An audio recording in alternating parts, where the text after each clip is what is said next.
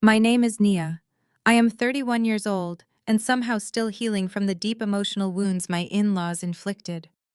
As a successful data strategist, I managed to escape the harsh realities of my youth, but I maintained a polite distance with my husband's deeply toxic family just to keep the peace in my marriage. Last Sunday, my sister-in-law Valerie invited us to an upscale dinner party at her sprawling Buckhead mansion to catch up and network.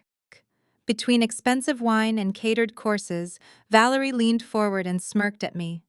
You know, Nia, you are lucky we even include you in these gatherings. Pity goes a long way.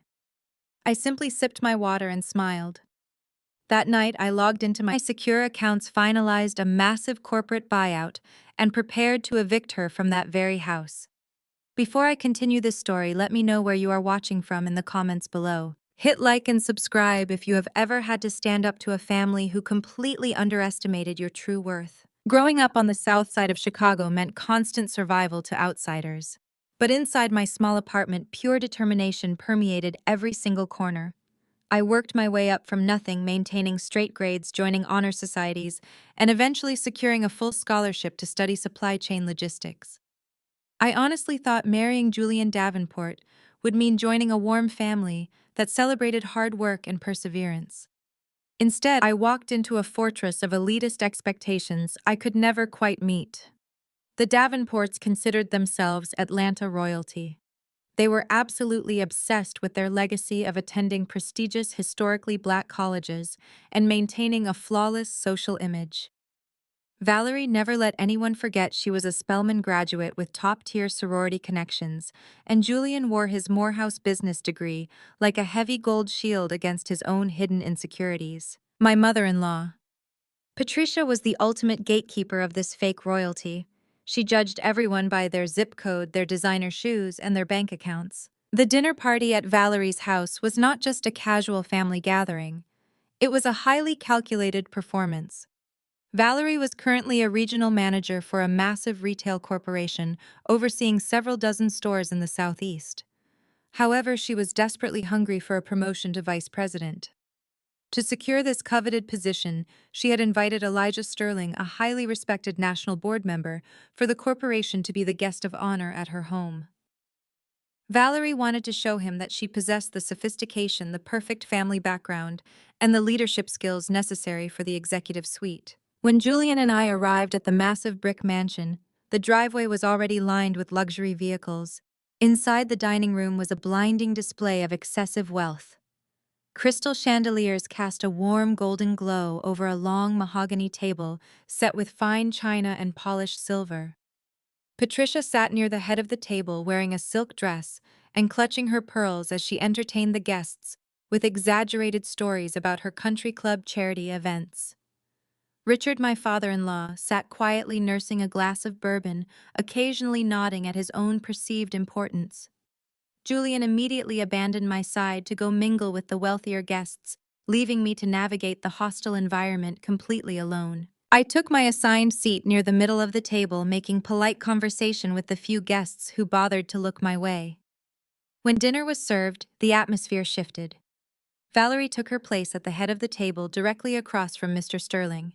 She dominated the conversation, loudly bragging about her management style, her ability to cut costs, and how she supposedly turned around failing stores through sheer willpower alone. Mr. Sterling, a distinguished older man with sharp, observant eyes, listened politely but said very little.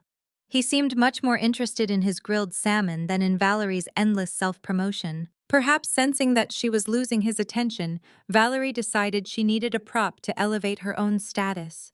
She needed someone to look down upon, to make herself appear taller. And in the Davenport family, I was always the designated stepping stone. Valerie cleared her throat, tapping her manicured nails against her crystal wine glass.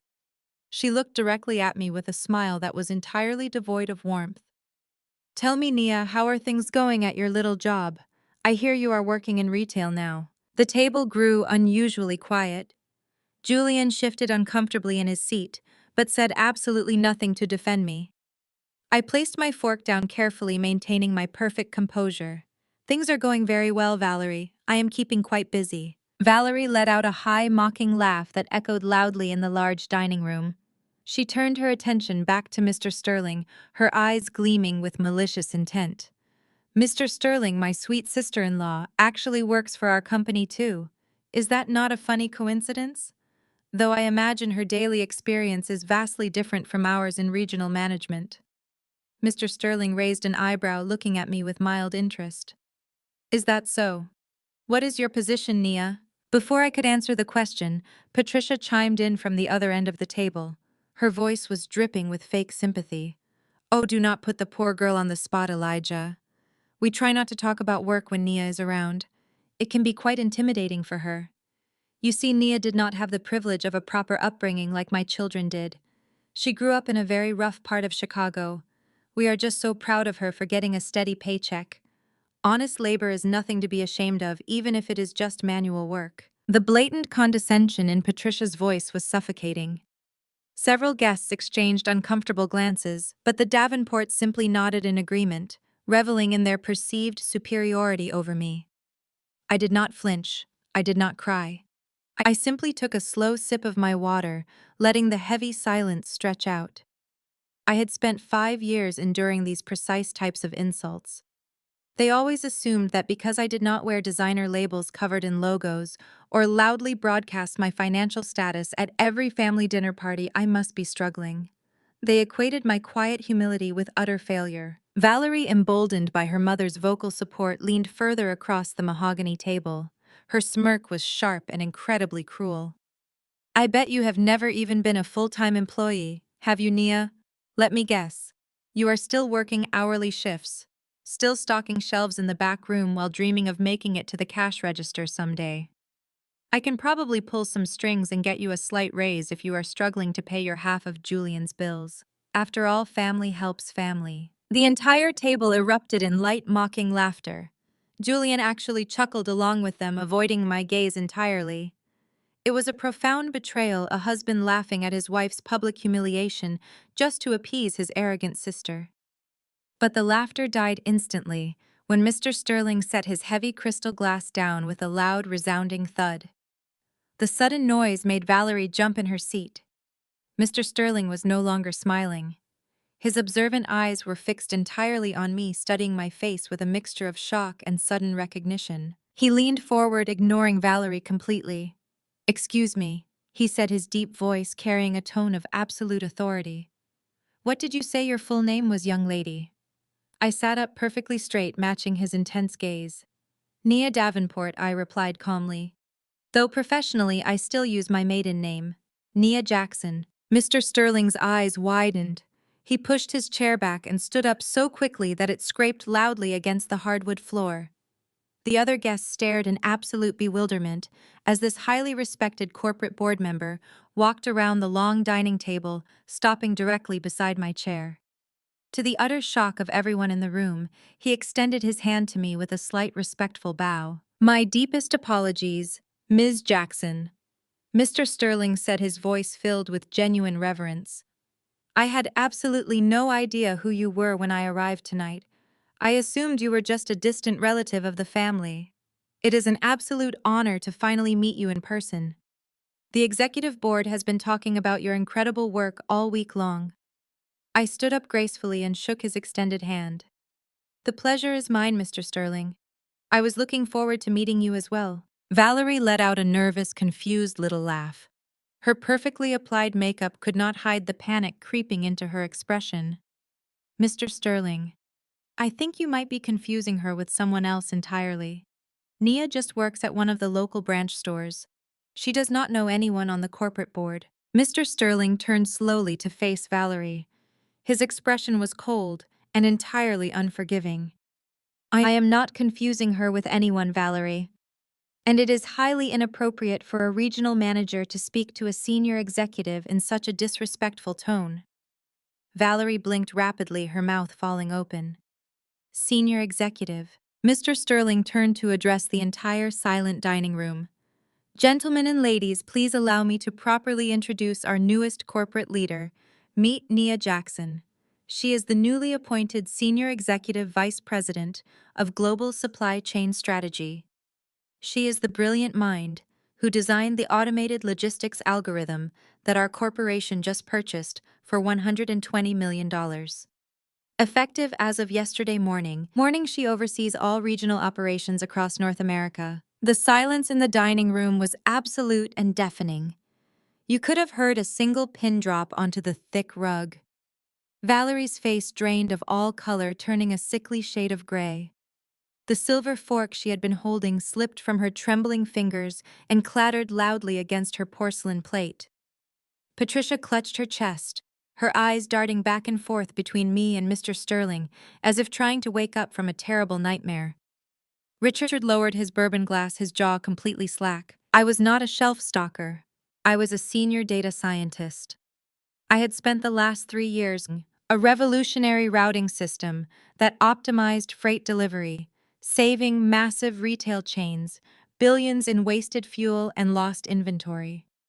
I had negotiated the buyout in absolute secrecy, securing not only a massive fortune, but a high-level executive seat.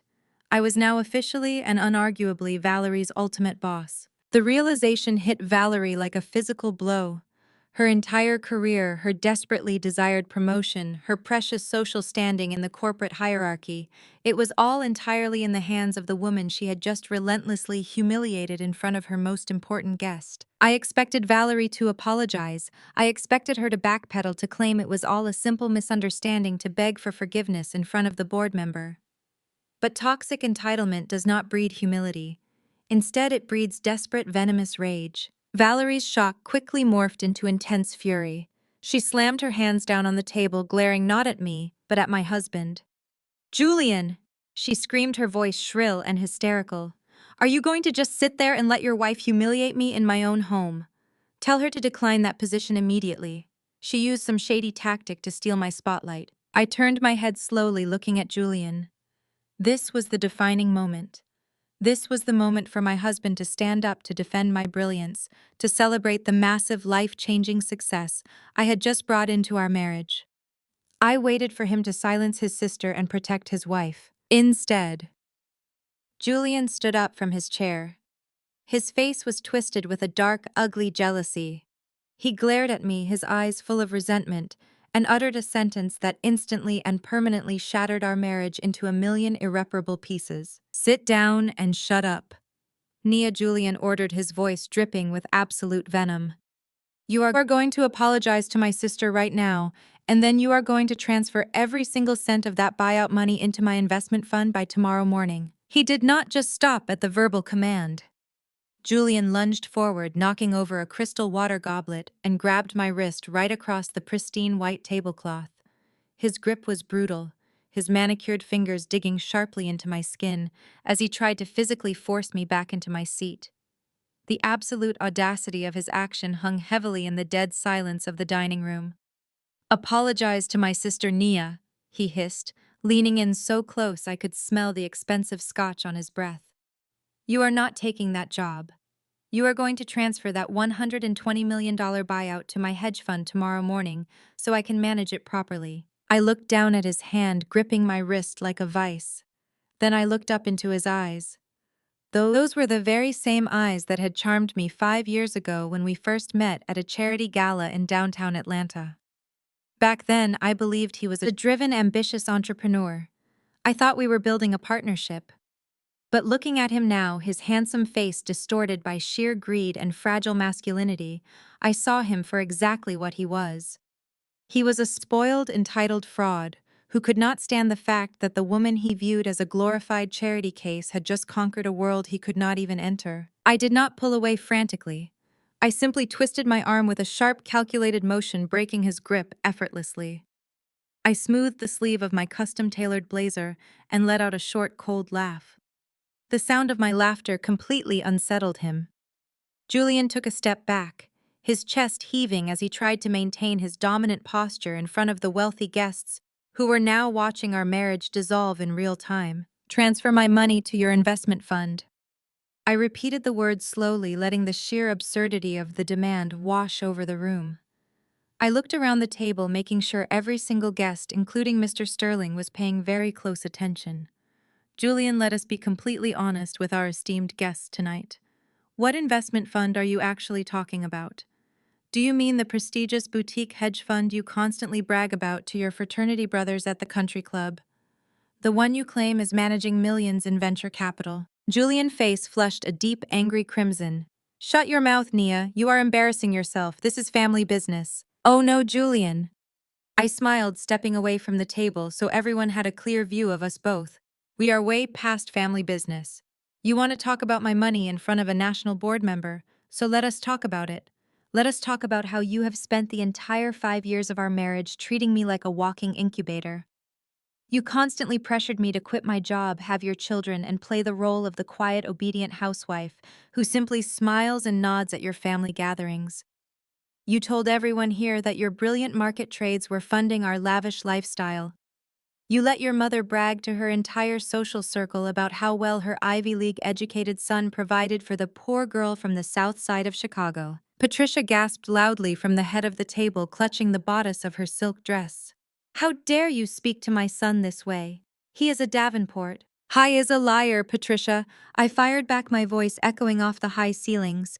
I pointed directly at my husband. Tell them, Julian. Tell them how your so-called hedge fund has not made a single profitable trade in 3 years. Tell them how you spend your mornings playing 18 holes of golf and your afternoons drinking imported bourbon in the clubhouse lounge while pretending to take highly important business calls. Tell them the truth. Julian clenched his fists at his sides. His polished, educated persona was completely shattering under the heavy weight of reality. Stop lying, Nia. I am a licensed broker. I manage serious assets. You manage absolutely nothing, I countered, instantly stepping right into his personal space. You managed to wake up at noon, while you were out polishing your golf clubs and kissing up to local politicians to maintain your elite image. I was sitting in my home office working 18-hour days. I was the one writing thousands of lines of complex code. I was the one analyzing global freight patterns to build a software logistics empire. My consulting side hustle, the one you and Valerie constantly mocked as a little tech hobby, is the only reason your luxury sports car is not repossessed and your country club dues are paid. My money kept the lights on in your glamorous world while you played pretend. The guests began whispering among themselves. The shiny veneer of the Davenport family was peeling away, exposing the rotten wood underneath. Valerie stood up, her hands shaking with fury. She tried to redirect the attention back to her own damaged ego. This is completely unacceptable. You orchestrated this entire display just to ruin my networking dinner. You are a jealous, spiteful woman who never deserved to carry our family name. Before I could respond to Valerie and her desperate deflections, a loud, violent slam echoed through the room. Richard, my father-in-law, brought his heavy fist down hard against the mahogany table. The crystal glasses rattled, and several drops of red wine splashed onto the pristine white table runner. Richard was a retired judge, a man who had built his entire career on intimidating people from the bench. He was used to giving orders and having them obeyed without question. He stood up slowly, pushing his chair back, his face twisted in a mask of ultimate patriarchal authority. That is enough, Richard bellowed, his voice booming with the practiced command of a courtroom dictator. You have lost your mind, Nia. You come into my house, you disrespect my daughter, and you attempt to emasculate my son in front of esteemed company. I will not tolerate this ghetto behavior in my presence. In this family, the man leads. Do you understand me? The man leads. I stood my ground, completely unfazed by his booming voice. I am not in a courtroom, Richard, and you are not wearing a robe anymore. Your outdated orders mean absolutely nothing to me. Richard's face turned a dangerous shade of purple. He pointed a thick, shaking finger directly at my face. You listen to me very carefully, you ungrateful little girl. Julian is your husband. Any money you make, any software you build, belongs to this family by virtue of marriage. You will sign the rights to that algorithm over to Julian Limited Liability Company tomorrow morning. You will transfer every single dime of that corporate buyout into his accounts so he can manage it as the head of your household. If you refuse, you can pack your cheap bags, get out of my house tonight, and we will absolutely destroy you in divorce court. The sheer arrogance of his threat was staggering. Richard truly believed he still held all the power. He believed that because he was an older, wealthy man with political connections, He could simply bully me into handing over a $120 million empire. He thought I was just a frightened girl who would cower at the threat of being thrown out into the street. He assumed his grand mansion was a fortress I desperately wanted to stay in. I looked at Richard. I looked at Valerie, who was grinning smugly, believing her father had just put me in my place. I looked at Julian, who stood behind his father with his chest puffed out, relying on his daddy to fight his battles. They were all so predictably pathetic. I did not flinch. I did not shed a single tear. I did not raise my voice or scream. I reached into the pocket of my blazer and calmly pulled out my cell phone. The screen illuminated my face in the dim lighting of the dining room. I tapped the screen once to unlock it. I opened my primary banking application. I navigated to a specific highly secure corporate account that I had set up months ago in preparation for the Walmart buyout. I tapped a single pre-programmed button. Then I set my phone down gently on the edge of the mahogany table right next to Valerie's spilled wine. I looked up and met Richard's furious gaze with absolute icy calm. "I am not leaving your house, Richard," I stated clearly, my voice carrying a quiet, dangerous certainty. He scoffed, crossing his arms. Exactly 10 seconds later, Valerie, Julian, and Richard phones chimed simultaneously with loud banking alerts. I took a slow sip of wine. "I am kicking you out of mine." The heavy silence that followed my declaration was entirely different from the shocked hush that had fallen over the room just moments before. This silence was thick, suffocating, and dripping with raw panic. Valerie was the first to break it. Her perfectly manicured hands trembled violently as she gripped her smartphone, her eyes scanning the glowing screen over and over again, as if the words might magically rearrange themselves into something less devastating. "This is a joke," Valerie stammered, her voice cracking.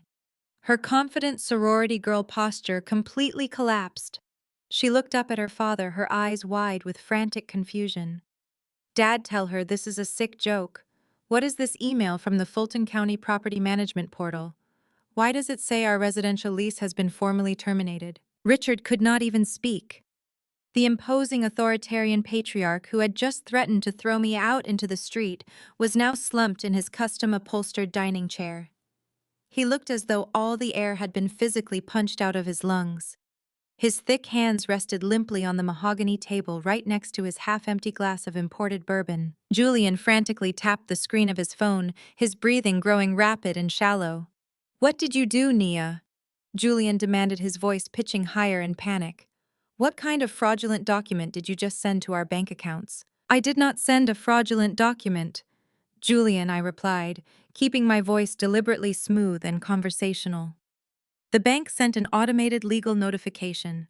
I just triggered the release.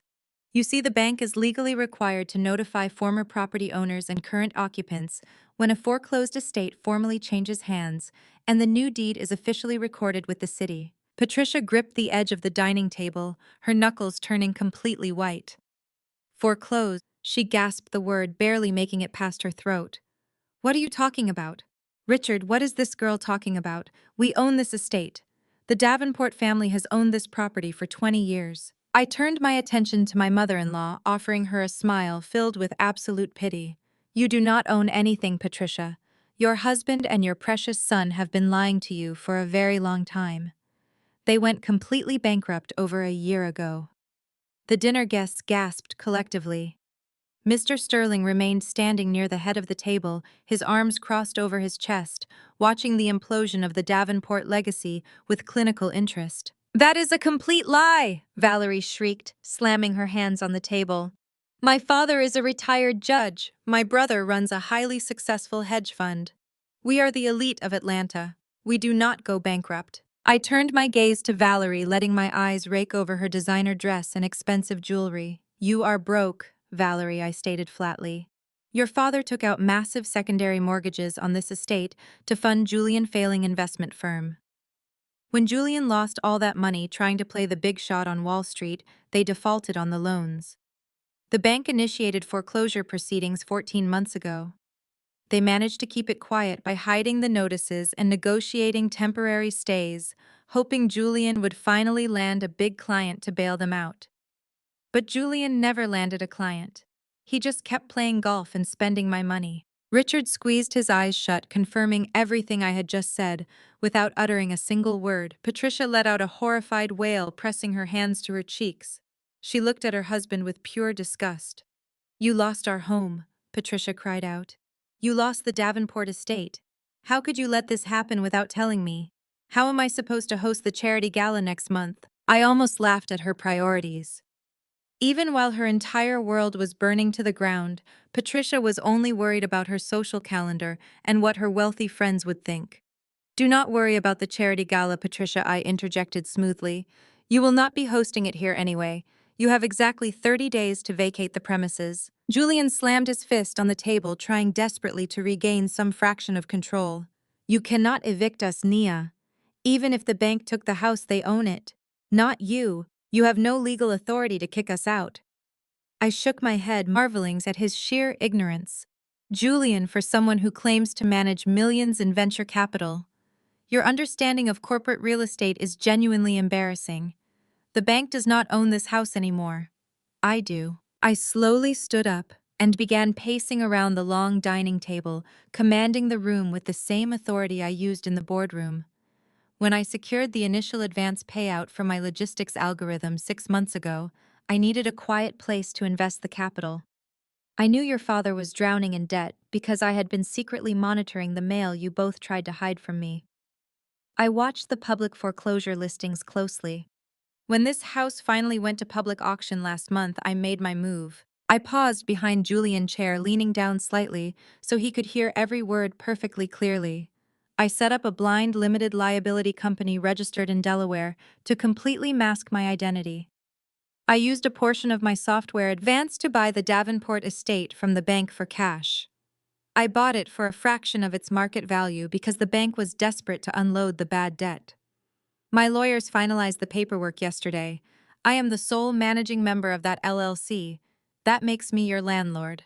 And as your landlord, I am officially terminating your month-to-month occupancy." The reality of the situation crashed over the family like a tidal wave of ice water. The grand, sprawling Buckhead mansion they had used to intimidate others, the very house where they had constantly reminded me I was just a guest from the ghetto, was now my personal property. Patricia began to hyperventilate. Her chest heaved rapidly as she looked around the lavish dining room, staring at the custom drapes, the expensive artwork, and the crystal chandelier. She was looking at a kingdom she no longer ruled. The profound humiliation was visibly tearing her apart. She was technically a squatter living in the home of the exact same woman she deeply despised. The uneducated girl from the south side of Chicago was now her landlord. "You planned this," Patricia whispered, her voice shaking with a mixture of terror and absolute hatred. "You evil, vindictive little girl. You planned to humiliate us. You sat at my table eating my food, letting me treat you like family, all while you were secretly buying my home out from under me." I stopped pacing and stared directly at my mother-in-law. "You never treated me like family, Patricia. You treated me like an infected wound you had to hide from your rich friends. You spent 5 years making sure I knew exactly how little you thought of me. You mocked my background. You insulted my career. You made me the punchline of every joke at your country club luncheons. You wanted me to feel small.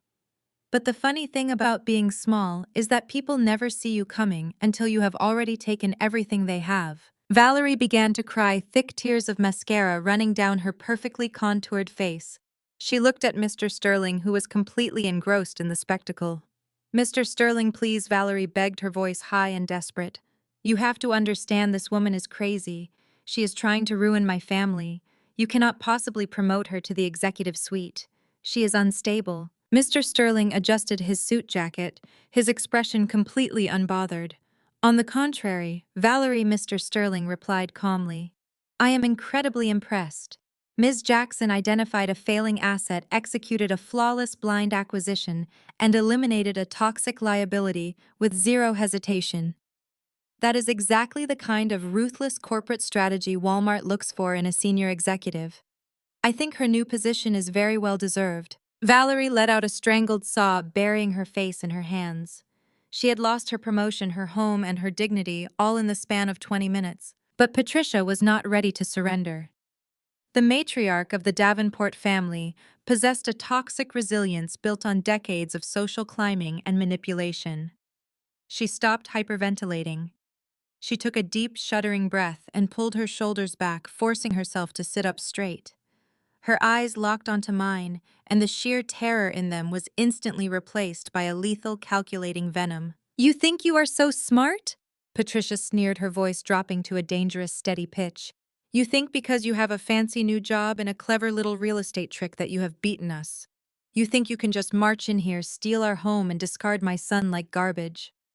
I stood perfectly still, waiting for her counterattack. I knew Patricia would never go down without a brutal fight. "You are nothing but a common street rat wearing a nice blazer," Patricia hissed, her face contorting with ugly elitism. "You lack the pedigree and the foresight to outsmart a family like ours. You forget exactly who you are dealing with. And more importantly, you forget what you signed when you begged to marry my son." I narrowed my eyes slightly. "What are you talking about, Patricia?" Patricia turned her head sharply toward Julian. Her eyes blazed with a desperate, malicious light. "Julian, go to your father's office right now. Open the wall safe and bring me the document we prepared. Bring me the insurance policy." Julian looked confused for a fraction of a second, before a slow, sinister smile spread across his face. He nodded eagerly, pushing his chair back and sprinting out of the dining room and down the main hallway. The remaining dinner guests murmured anxiously, sensing that the war was far from over. I remained rooted to my spot, watching Patricia. Her previous panic was completely gone, replaced by the smug satisfaction of a predator closing a trap. "You should have known better than to bring your little millions into this house." Patricia mocked, taking a sip of her own wine. "Did you really think my husband, a judge with 30 years of legal experience, would let a ghetto girl marry his golden boy without protecting the family assets?" Heavy footsteps echoed down the hallway. Julian sprinted back into the dining room, holding a thick, legally bound folder in his hand. He looked incredibly triumphant as he marched right up to the mahogany table. Julian slammed the heavy document down on the table right in front of me. The sound echoed like a gunshot. He tapped the thick paper with his index finger, his eyes burning with greed and victory. "Read it and weep," Julian taunted. I looked down at the document. Stamped across the top in bold official lettering were the words, "Prenuptial Agreement and Intellectual Property Assignment." I scanned the visible text. It explicitly stated that 100% of any intellectual property software or digital assets created by me during the course of our marriage belonged exclusively and irrevocably to Julian Davenport Investment Firm. I stared at the thick bound pages. The pristine white paper mocked me under the bright glare of the dining room crystal chandeliers. The signature at the bottom of the page looked exactly like mine. I took a deep breath. I stared at the thick, professionally bound pages. The pristine white paper mocked me under the bright, unforgiving glare of the crystal chandeliers overhead. The signature at the absolute bottom of the document looked exactly like mine. The loops and angles were perfect. I took a deep, steadying breath, feeling the eyes of every single person in the room locking onto me. Julian crossed his arms over his chest, radiating toxic, unearned confidence. He looked around the large dining room to ensure every guest, especially the influential ones, watched his grand, triumphant moment. "You work for me," Julian declared, his voice dripping with unbearable condescension. "That $120 million buyout is completely mine. My firm owns exclusive rights to every single piece of code you have written since the day we got married." Patricia sighed loudly in profound relief, her arrogant, elitist smirk returning in full force. "Oh, thank goodness," Patricia said, glaring at me with raw, unfiltered hatred. For a terrible moment, I actually thought this ungrateful, classless girl had stolen our family legacy. "Julian, you are absolutely brilliant. This is exactly why we protect the Davenport name at all costs. You cannot trust people who come from nothing. They will always try to take what rightfully belongs to their betters." Julian puffed his chest out even further and turned to address Mr. Sterling. "Mr. Sterling?" Julian began in a smooth, practiced corporate voice. "My wife is unfortunately prone to severe emotional exaggerations. She is simply a low-level developer, working under the vast umbrella of my investment firm. The logistics algorithm she designed is a corporate asset of my limited liability company." Therefore, the massive acquisition funds must be routed directly into my corporate accounts tomorrow morning. I will personally take over all executive negotiations from this point forward. Mr. Sterling remained completely silent. He looked at Julian with chilling, absolute indifference. Then the distinguished board member slowly shifted his gaze back to me, silently waiting for my response. He knew I was not finished. He knew a woman who could quietly buy a foreclosed mansion from a bank was not going to be defeated by a single piece of paper. I did not panic. I placed my right hand flat against the heavy legal agreement. I did not even bother to read the specific clauses or the dense legal jargon. I had completely memorized the contents of this exact document 5 long years ago. Julian, I said, keeping my voice soft, steady, and dangerously calm. Do you remember the late evening before our wedding day? Do you remember standing in the tiny, cramped kitchen of our rented apartment, handing me a thick stack of legal papers? Julian frowned, his arrogant smile faltering slightly. What does that have to do with absolutely anything? He snapped impatiently. You signed the legal agreement. The signature is right there. That is all that matters today. But I did not sign it, Julian, I replied calmly. I pushed the heavy document back across the mahogany table toward him. I remember that evening perfectly. You told me I did not need to hire my own lawyer to review the extensive paperwork. You told me it was just a standard family formality required by your father.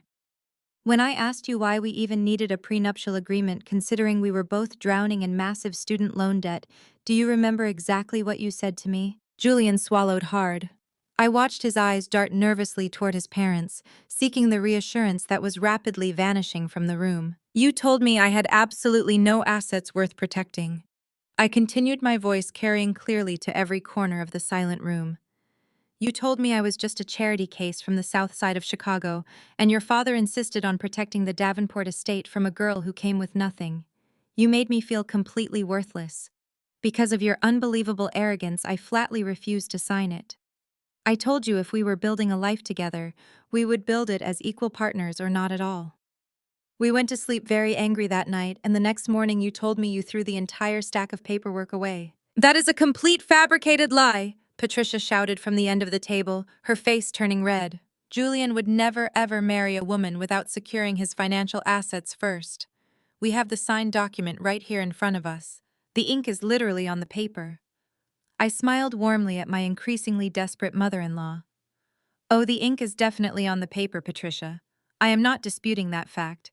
But that certainly does not mean I put it there. I tapped my index finger firmly against the bottom right corner of the final page, landing right next to my supposed signature.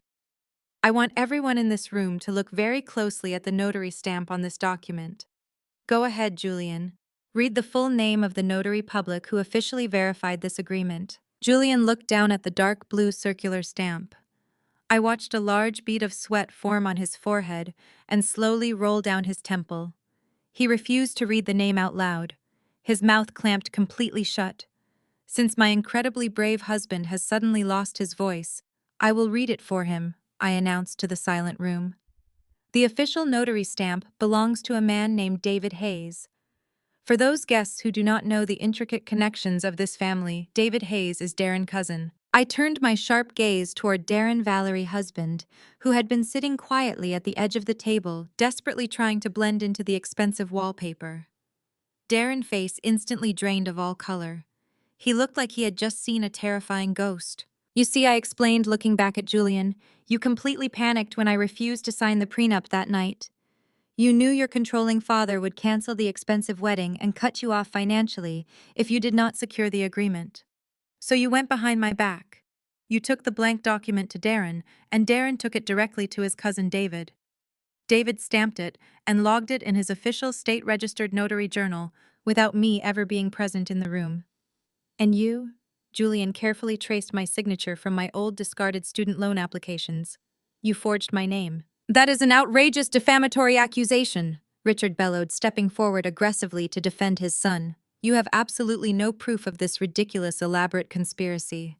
You are just making up wild stories because you are trapped. I have undeniable, legally binding proof, Richard, I countered, matching his aggressive tone. 6 months ago, when I began preparing for the corporate acquisition with Walmart, my lawyers conducted a thorough background check on all my personal and professional assets. They found this fraudulent prenup filed away quietly in the county records. They immediately contacted David Hayes. When my high-powered legal team presented David with the harsh reality of the situation, he folded in less than 5 minutes. He signed a sworn notarized affidavit confessing that he illegally stamped this document as a personal favor to Darren and that I was never ever in the room. Julian took a stumbling, unsteady step backward.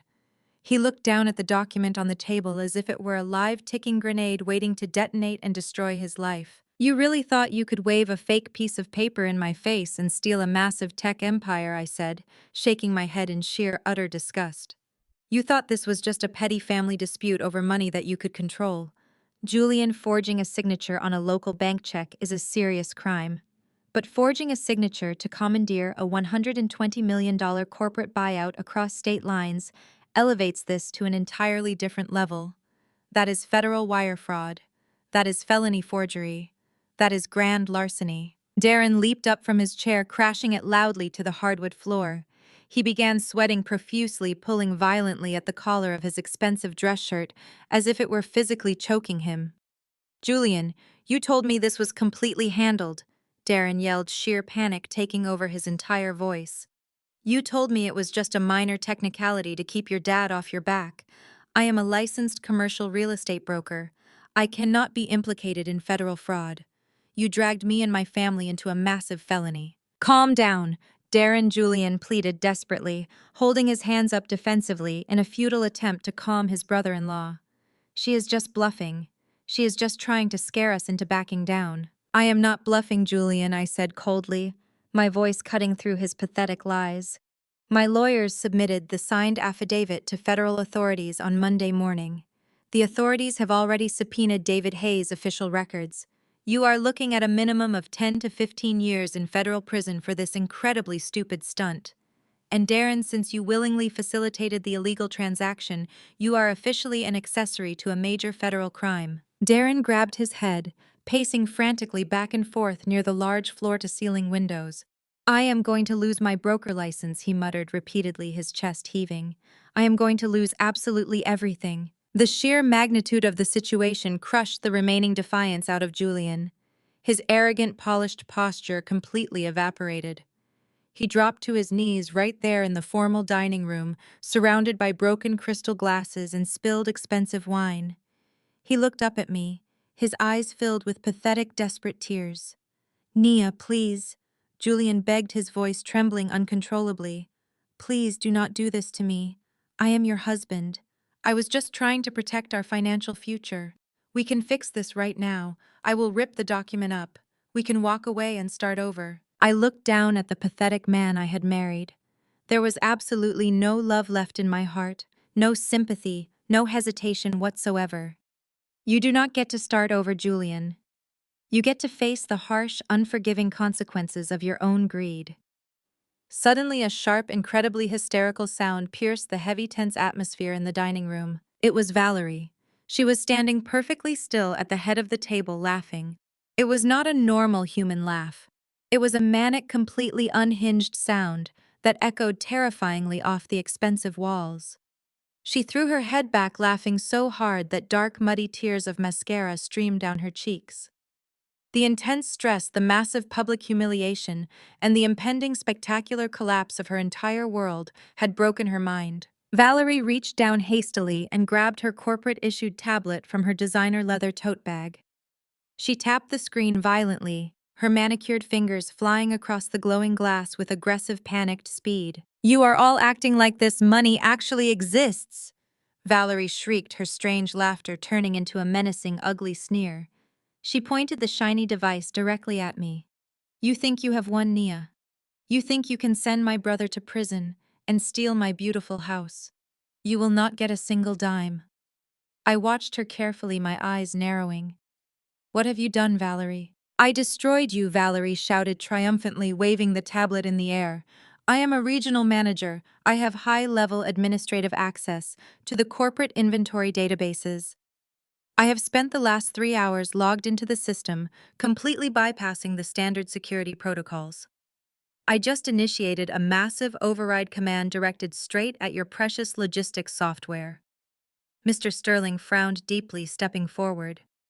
Valerie, what exactly are you claiming right now? Valerie ignored him, keeping her crazed eyes fixed entirely on me. I crashed your software, Nia. I flooded the primary algorithm with thousands of corrupted data points across the entire southeastern district.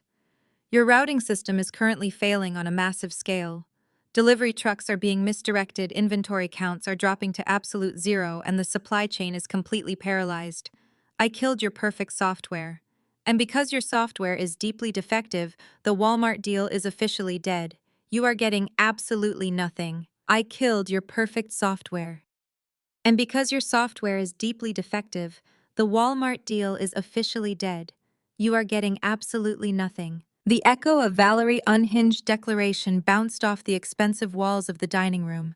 She stood there panting heavily, clutching her corporate-issued tablet against her chest like it was a gold medal she had just won at the Olympics. Her chest heaved with exertion.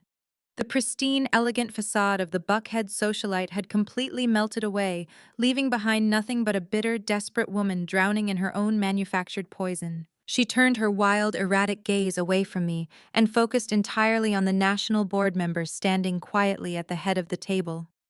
She pointed a shaking finger at my face while maintaining eye contact with the executive.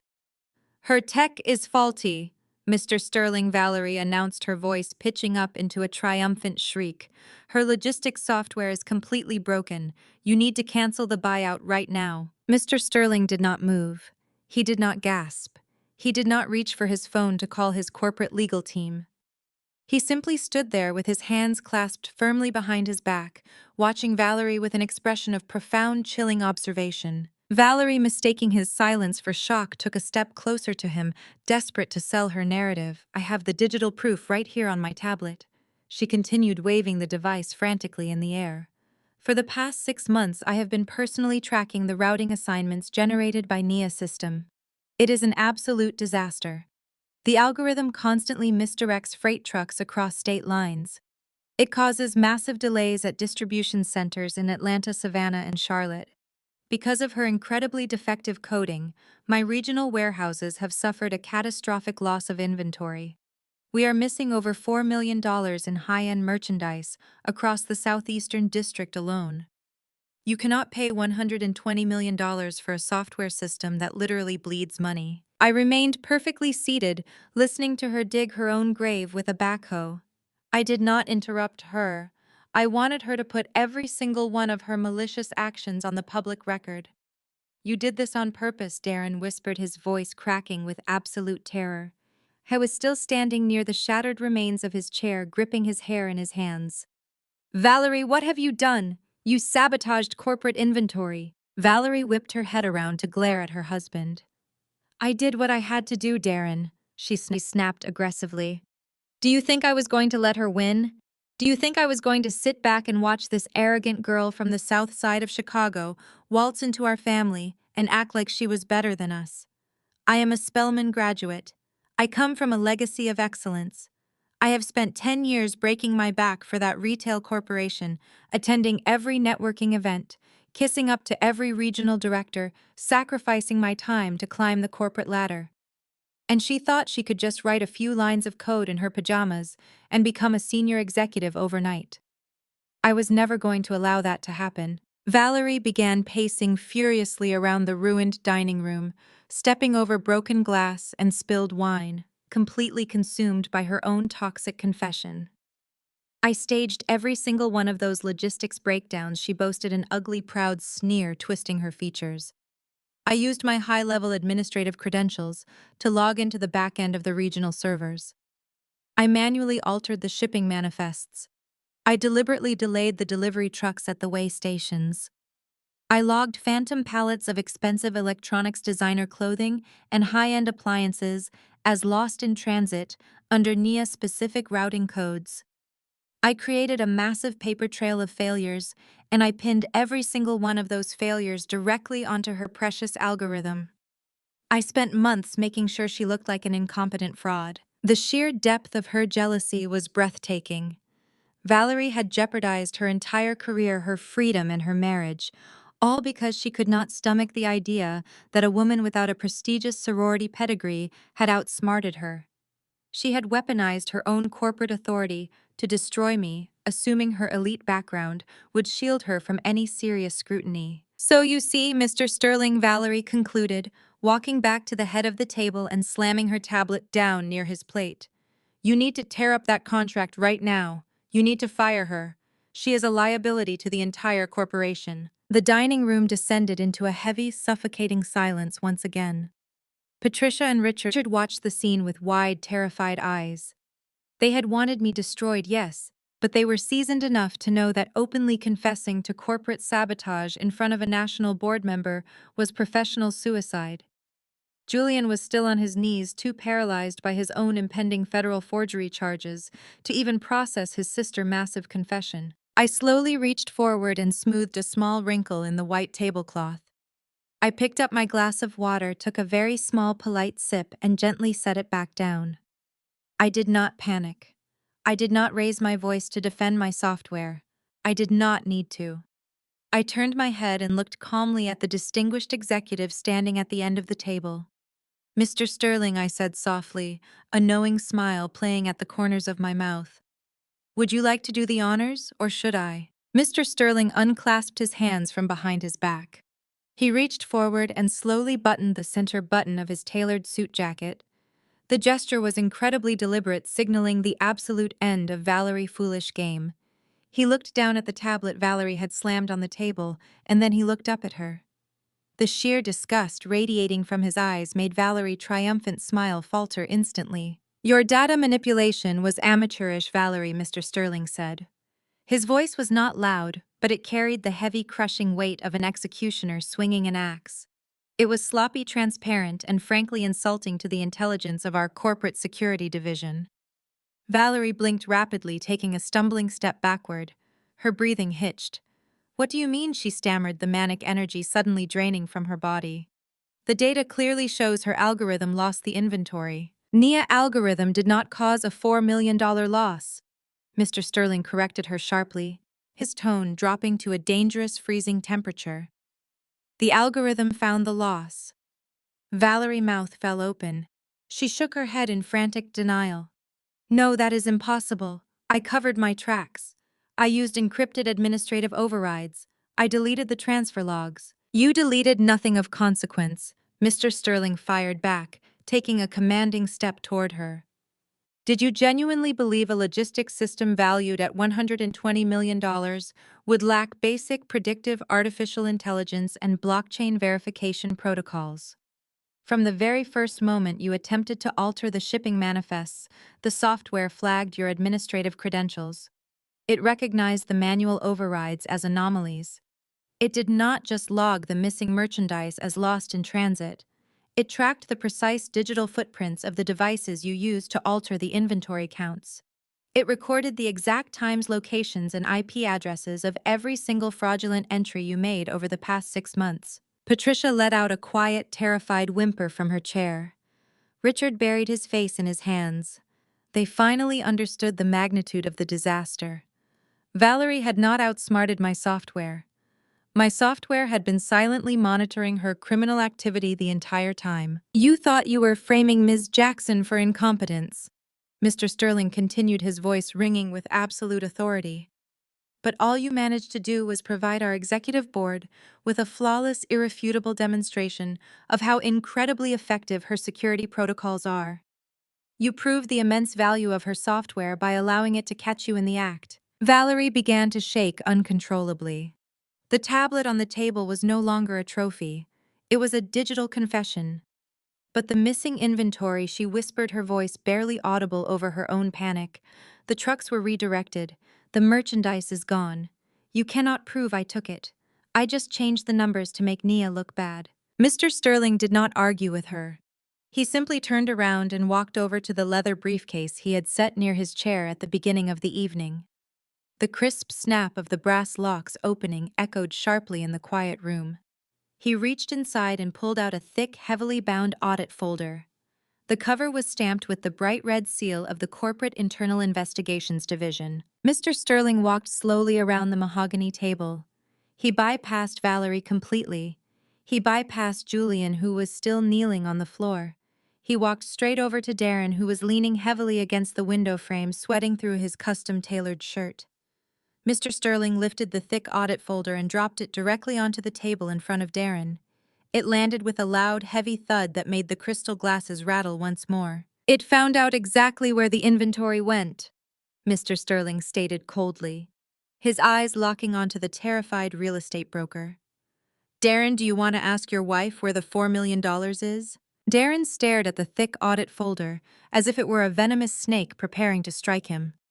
His chest heaved with rapid, shallow breaths. He looked up at Mr. Sterling, then slowly turned his head to look at his wife. Valerie was frozen in place, her eyes wide with a new, distinct type of terror. This was no longer just about career sabotage or petty family jealousy. This was about missing physical assets. This was about millions of dollars in highly valuable corporate property that had vanished into thin air. "What does he mean?" Darren asked, his voice cracking under the immense pressure. "What does he mean the algorithm found out where the inventory went? You told me you were just messing with the computer numbers to delay the shipping trucks. You told me you were just playing a corporate prank to ruin Nia presentation." Valerie could not answer him. Her lips trembled, but no words came out. The manic, triumphant energy that had possessed her just minutes ago was completely gone, replaced by the crushing, suffocating realization that she had been entirely exposed. "I will tell you exactly what it means, Darren," I interjected, stepping away from my chair and walking towards the audit folder. I reached out and flipped open the heavy cover. The first page displayed a complex, detailed flowchart generated by my proprietary software. The chart tracked a massive web of diverted delivery routes, fake vendor accounts, and unauthorized warehouse transfers. I pointed to a cluster of red highlighted data points on the digital map printout. When Valerie logged into the regional servers to alter the inventory counts, she did not just make the merchandise disappear from the official system. She physically rerouted the delivery trucks. She directed thousands of high-end electronics designer apparel shipments and premium home goods away from the designated retail stores and sent them to private off-the-grid storage facilities scattered across the metropolitan Atlanta area. Darren wiped his sweating forehead with the back of his trembling hand. "Private storage facility," he repeated, his eyes darting frantically between me and his wife. "Valerie, why would you send company merchandise to private storage units?" "Because she was not just trying to make my software look bad." "Darren," I explained, my voice sharp and unforgiving. "She was actively stealing the merchandise. Your wife created a network of ghost vendors. She used her executive overrides to mark pallets of highly valuable goods as damaged or lost in transit. And then she had those pallets quietly loaded onto independent freight trucks. She has been systematically embezzling corporate assets for over 2 years, long before I even finished coding the logistics algorithm. My software did not cause the problem. My software just finally caught her doing it." Patricia let out a loud, strangled cry from the other end of the table. She clutched her pearl necklace so tightly the string looked ready to snap. "Embezzling," Patricia shrieked, looking at her daughter with sheer horror. "Valerie, tell me this is a lie. Tell me you did not steal from your own company. We are a respectable family. We are the Davenports. We do not steal." I laughed softly at Patricia's ridiculous, hypocritical outrage. "You might want to hold off on the respectability lecture," Patricia, I advised her coldly. "Because this audit folder reveals a lot more than just stolen televisions and missing designer clothes. It reveals exactly how your daughter has been funding your prestigious high society lifestyle." I turned my attention back to Darren. He looked like a man standing on the edge of a very high cliff, waiting for the wind to push him over. He stared at the detailed charts in the folder, tracing the flow of stolen goods with his shaking fingers. "Darren, do you want to ask your wife where the $4 million is?" Mr. Sterling repeated his devastating question, stepping closer to the broken man. Darren looked up, his eyes filled with absolute dread. "Valerie, where is the money?" The echo of her unhinged declaration bounced off the walls of the dining room. She stood there panting heavily, clutching her corporate-issued tablet against her chest. The facade of the Buckhead socialite had melted away, leaving behind nothing but a bitter, desperate woman drowning in her own poison. She turned her wild, erratic gaze away from me and focused entirely on the national board member standing quietly at the head of the table. She pointed a shaking finger at my face. "Her tech is faulty, Mr. Sterling," Valerie announced, her voice pitching up into a triumphant shriek. "Her logistics software is completely broken. You need to cancel the buyout right now." Mr. Sterling did not move. He did not gasp. He simply stood there with his hands clasped firmly behind his back, watching Valerie with an expression of profound, chilling observation. Valerie, mistaking his silence for shock, took a step closer to him, desperate to sell her narrative. "I have the digital proof right here on my tablet," she continued, waving the device in the air. "For the past 6 months, I have been tracking the routing assignments generated by NIA system. It is a disaster. The algorithm constantly misdirects freight trucks across state lines. We are missing over $4 million in merchandise. You cannot pay $120 million for a software system that bleeds money." I remained perfectly seated, listening to her dig her own grave. I did not interrupt her. I wanted her to put every one of her malicious actions on the public record. "You did this on purpose," Darren whispered, his voice cracking with absolute terror. He was still standing near the shattered remains of his chair, gripping his hair in his hands. "Valerie, what have you done? You sabotaged corporate inventory." Valerie whipped her head around to glare at her husband. "I did what I had to do, Darren," she snapped. "Do you think I was going to let her win? Do you think I was going to sit back and watch this girl waltz into our family and act like she was better than us? I am a Spelman graduate, and she thought she could write a few lines of code in her pajamas and become an executive overnight. I was never going to allow that to happen." Valerie began pacing around the ruined dining room, stepping over broken glass and spilled wine, consumed by her toxic confession. "I staged every single one of those logistics breakdowns," she boasted. "I used my high-level administrative credentials to log into the back end of the regional servers. I logged phantom pallets of expensive electronics as lost in transit under NIA routing codes. I created a paper trail of failures, and I pinned every single one of those failures directly onto her algorithm. I spent months making sure she looked like an incompetent fraud." Valerie had jeopardized her career, her freedom, and her marriage, all because she could not stomach the idea that a woman without a prestigious sorority pedigree had outsmarted her. She had weaponized her corporate authority to destroy me, assuming her elite background would shield her from any scrutiny. Darren stared at his wife as if looking at a stranger. "Valerie," he said, his voice trembling violently, "you are confessing to corporate sabotage in front of a national board member. You are destroying our entire lives right now. Please stop talking." But Valerie was too far gone. The years of unchecked privilege and arrogant social climbing had convinced her she was completely invincible.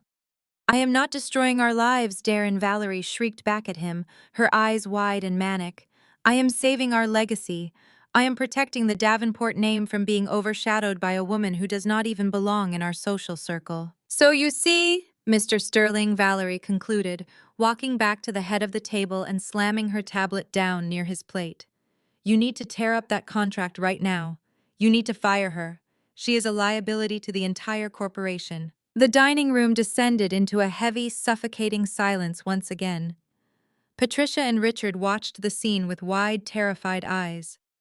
They had wanted me destroyed, yes, but they were seasoned enough to know that openly confessing to corporate sabotage in front of a national board member was professional suicide. Julian was still on his knees, too paralyzed by his own impending federal forgery charges to even process his sister's confession. I slowly reached forward and smoothed a small wrinkle in the white tablecloth. I picked up my glass of water, took a very small, polite sip, and gently set it back down. I did not panic. I did not raise my voice to defend my software. I did not need to. I turned my head and looked calmly at the distinguished executive standing at the end of the table. "Mr. Sterling," I said softly, a knowing smile playing at the corners of my mouth. "Would you like to do the honors, or should I?" Mr. Sterling unclasped his hands from behind his back. He reached forward and slowly buttoned the center button of his tailored suit jacket. The gesture was incredibly deliberate, signaling the absolute end of Valerie's foolish game. He looked down at the tablet Valerie had slammed on the table, and then he looked up at her. The sheer disgust radiating from his eyes made Valerie's triumphant smile falter instantly. "Your data manipulation was amateurish, Valerie," Mr. Sterling said. His voice was not loud, but it carried the heavy, crushing weight of an executioner swinging an axe. It was sloppy, transparent, and frankly insulting to the intelligence of our corporate security division. You thought you were playing a highly sophisticated game of chess. In reality, you were stumbling blindly through a digital minefield that Ms. Jackson had already mapped out months in advance. Valerie blinked rapidly, taking a stumbling step backward. Her breathing hitched. "What do you mean?" she stammered, the manic energy suddenly draining from her body. "The data clearly shows her algorithm lost the inventory." "Nia algorithm did not cause a $4 million loss," Mr. Sterling corrected her sharply, his tone dropping to a dangerous freezing temperature. "The algorithm found the loss." Valerie's mouth fell open. She shook her head in frantic denial. "No, that is impossible. I covered my tracks. I used encrypted administrative overrides. I deleted the transfer logs." "You deleted nothing of consequence," Mr. Sterling fired back, taking a commanding step toward her. "Did you genuinely believe a logistics system valued at $120 million would lack basic predictive artificial intelligence? From the very first moment you attempted to alter the shipping manifests, the software flagged your administrative credentials. It recognized the manual overrides as anomalies. It did not just log the missing merchandise as lost in transit. It tracked the precise digital footprints of the devices you used to alter the inventory counts.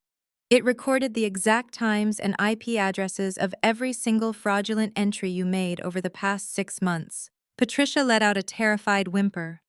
Richard buried his face in his hands. They finally understood the magnitude of the disaster. Valerie had not outsmarted my software. My software had been silently monitoring her criminal activity the entire time. "You thought you were framing Ms. Jackson for incompetence," Mr. Sterling continued. "But all you managed to do was provide our executive board with a flawless demonstration of how incredibly effective her security protocols are. You proved the value of her software by letting it catch you in the act." Valerie began to shake uncontrollably. The tablet on the table was no longer a trophy. It was a digital confession. "But the missing inventory," she whispered, her voice barely audible over her own panic. "The trucks were redirected. The merchandise is gone. You cannot prove I took it. I just changed the numbers to make Nia look bad." Mr. Sterling did not argue with her. He simply turned around and walked over to the leather briefcase he had set near his chair at the beginning of the evening. The crisp, metallic snap of the brass locks opening echoed sharply. He reached inside and pulled out a thick audit folder. The cover was stamped with the bright red seal of internal investigations. Mr. Sterling walked slowly around the mahogany table. He bypassed Valerie and Julian completely. He walked straight over to Darren, who was leaning heavily against the window frame, sweating profusely. Mr. Sterling lifted the thick audit folder and dropped it directly onto the table in front of Darren. It landed with a loud, heavy thud that made the crystal glasses rattle once more. "It found out exactly where the inventory went," Mr. Sterling stated coldly, his sharp eyes locking onto the terrified real estate broker. "Darren, do you want to ask your beautiful wife where the $4 million is right now?" Darren stared at the thick red stamped audit folder resting on the mahogany table as if it were a ticking bomb. His entire body trembled violently. The heavy silence in the expansive dining room pressed down on him, suffocating and pregnant with impending doom. Mr. Sterling's question hung heavily in the air, echoing violently in Darren's ears. "Where is the $4 million?" Darren reached out with a shaking hand and slowly flipped open the heavy cover of the internal investigations file. His eyes darted frantically across the first few pages of executive summaries, digital flowcharts, and highlighted financial discrepancies. As he read the detailed corporate findings, his breathing became incredibly shallow. The color drained completely from his face, leaving him looking hollow and terrified. "What is this, Valerie?" Darren choked out, his voice barely above a harsh whisper. He pointed a trembling finger at a highly detailed spreadsheet printed on corporate letterhead. "These are ghost vendors. You authorized the creation of over 20 fake supplier accounts. You signed off on massive wholesale transfers to companies that do not even legally exist. Valerie stood frozen at the head of the table. She could not formulate a single word. Her manicured hands gripped the edge of the dining table so tightly, her knuckles turned completely white. I stepped forward, my custom-tailored heels clicking sharply against the hardwood floor, breaking the tense silence. "I will tell you exactly what it is, Darren," I said, my voice projecting clearly across the room. "Valerie has not been a successful, hard-working regional manager turning around failing retail stores.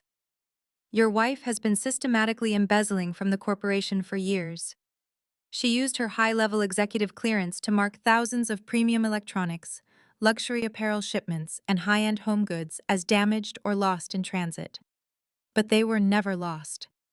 My logistics algorithm tracked the GPS coordinates of the delivery trucks directly to 5 different climate-controlled storage facilities located in the wealthy suburbs of Atlanta. All 5 facilities were rented under Valerie maiden name. Patricia let out a loud, strangled gasp from the opposite end of the table. She clutched her expensive pearl necklace, her eyes wide with absolute horror. "Embezzling," Patricia shrieked, looking at her daughter with utter disbelief. "Valerie, tell me this is a ridiculous lie. Tell me you did not steal from your own employer. We are the Davenports. We are a respectable, highly educated family. We do not engage in petty theft." I let out a harsh, bitter laugh that cut right through Patricia's hypocritical outrage. "There is absolutely nothing petty about stealing $4 million, Patricia," I corrected her coldly. "And you should be the absolute last person in this room giving a lecture on respectability politics.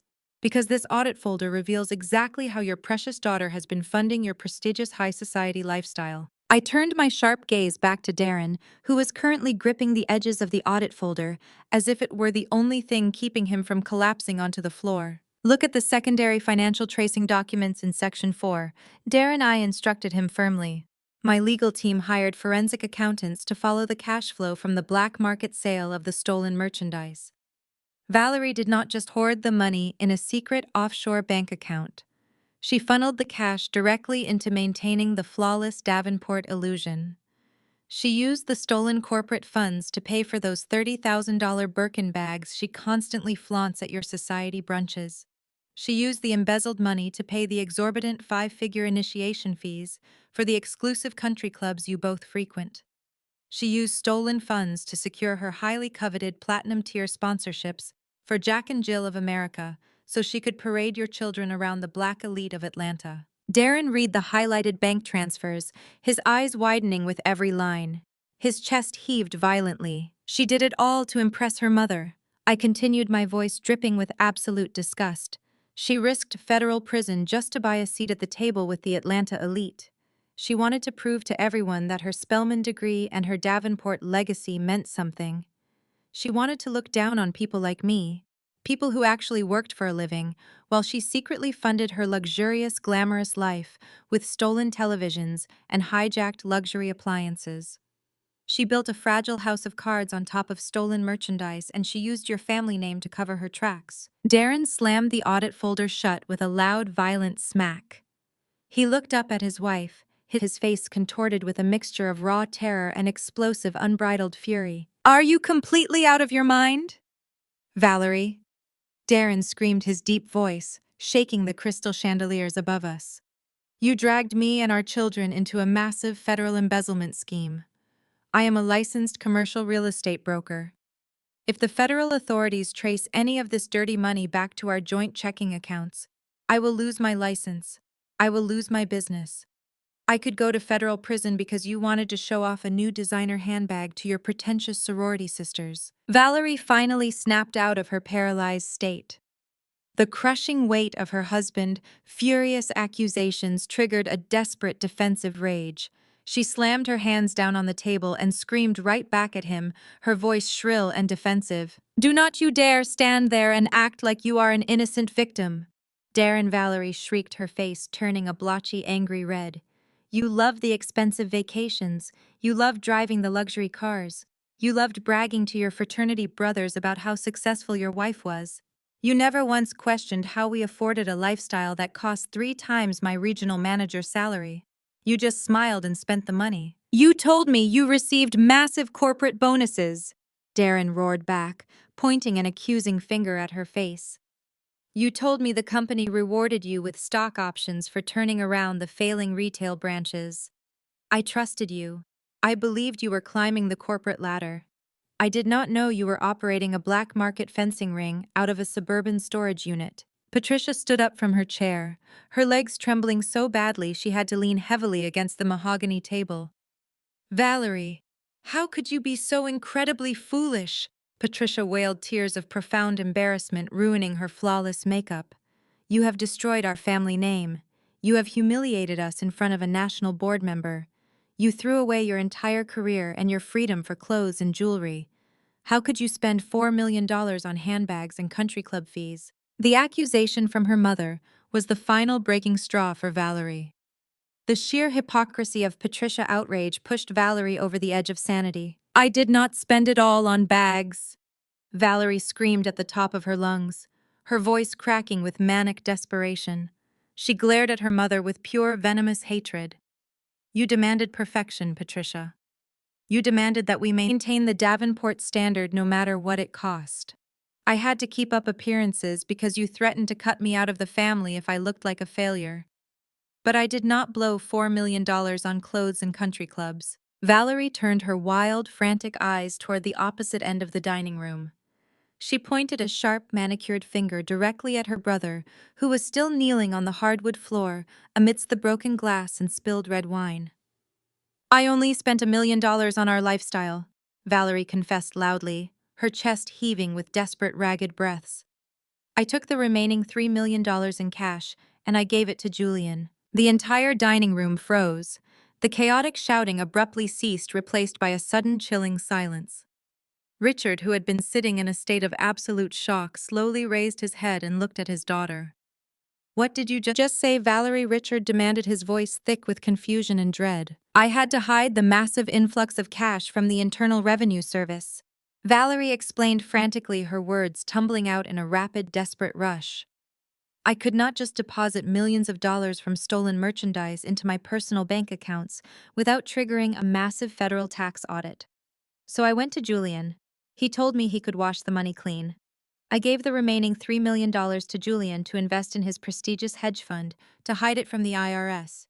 He promised me he would double the money through private offshore investments and pay it back to me as legitimate corporate dividends. He took the money. He took all of my money. The silence that followed her massive confession was incredibly heavy. It was the sound of a family entirely destroying itself from the inside out. Valerie had not just embezzled from her corporation. She had conspired with her own brother to commit massive tax fraud and money laundering. Every single person in the lavish dining room slowly turned their heads to look at Julian. The golden boy of the Davenport family was still kneeling on the floor. His expensive tailored suit was stained with cheap red wine. He looked incredibly small, pathetic, and entirely terrified. He kept his eyes glued to the hardwood floor, absolutely refusing to look up at his furious sister, his horrified father, or the national board member who was watching the spectacular implosion of their criminal enterprise. I stood near the edge of the table, watching the arrogant facade of my husband completely evaporate. I reached out and gently picked up my crystal wine glass. I tilted my head slightly, studying Julian's trembling shoulders. A slow, incredibly cold smile spread across my face. That is incredibly funny, Valerie, I said softly, my calm voice slicing through the heavy tension in the room like a perfectly sharpened blade. Valerie whipped her head around to glare at me, her eyes wide with panic and confusion. What is funny about $3 million, Nia? I took a slow, deliberate sip of my wine, savoring the absolute destruction of their entire fake reality. Because Julian does not have a prestigious boutique investment firm, Valerie I stated clearly, making sure every single person in the room heard the lethal truth. Julian Hedge Fund does not exist. Valerie could not answer her furious husband at all. She simply stood right there with her mouth opening and closing silently, like a suffocating fish. Darren did not wait for her to find her voice. The sheer magnitude of the betrayal completely shattered his refined corporate composure. He turned his furious gaze away from his paralyzed wife and locked his eyes directly onto the golden boy of the Davenport family. Julian was still kneeling on the hardwood floor, attempting to brush the spilled red wine off his ruined tailored suit. Darren let out a guttural scream of absolute rage that echoed through the lavish dining room. He lunged across the mahogany table with terrifying speed. China shattered into 100 jagged pieces. Expensive crystal goblets crashed to the floor. Darren tackled Julian backward, slamming the supposedly distinguished investment broker hard against the edge of a heavy wooden serving credenza. The two distinguished men violently brawled on the expensive rug, like feral animals fighting over scraps. Darren grabbed Julian by the collar of his ruined shirt and pulled his fist back. He delivered a brutal, punishing punch directly to Julian's face. The sickening sound of flesh tearing and cartilage cracking filled the silent dining room. Julian let out a pathetic cry of pain as his head snapped backward.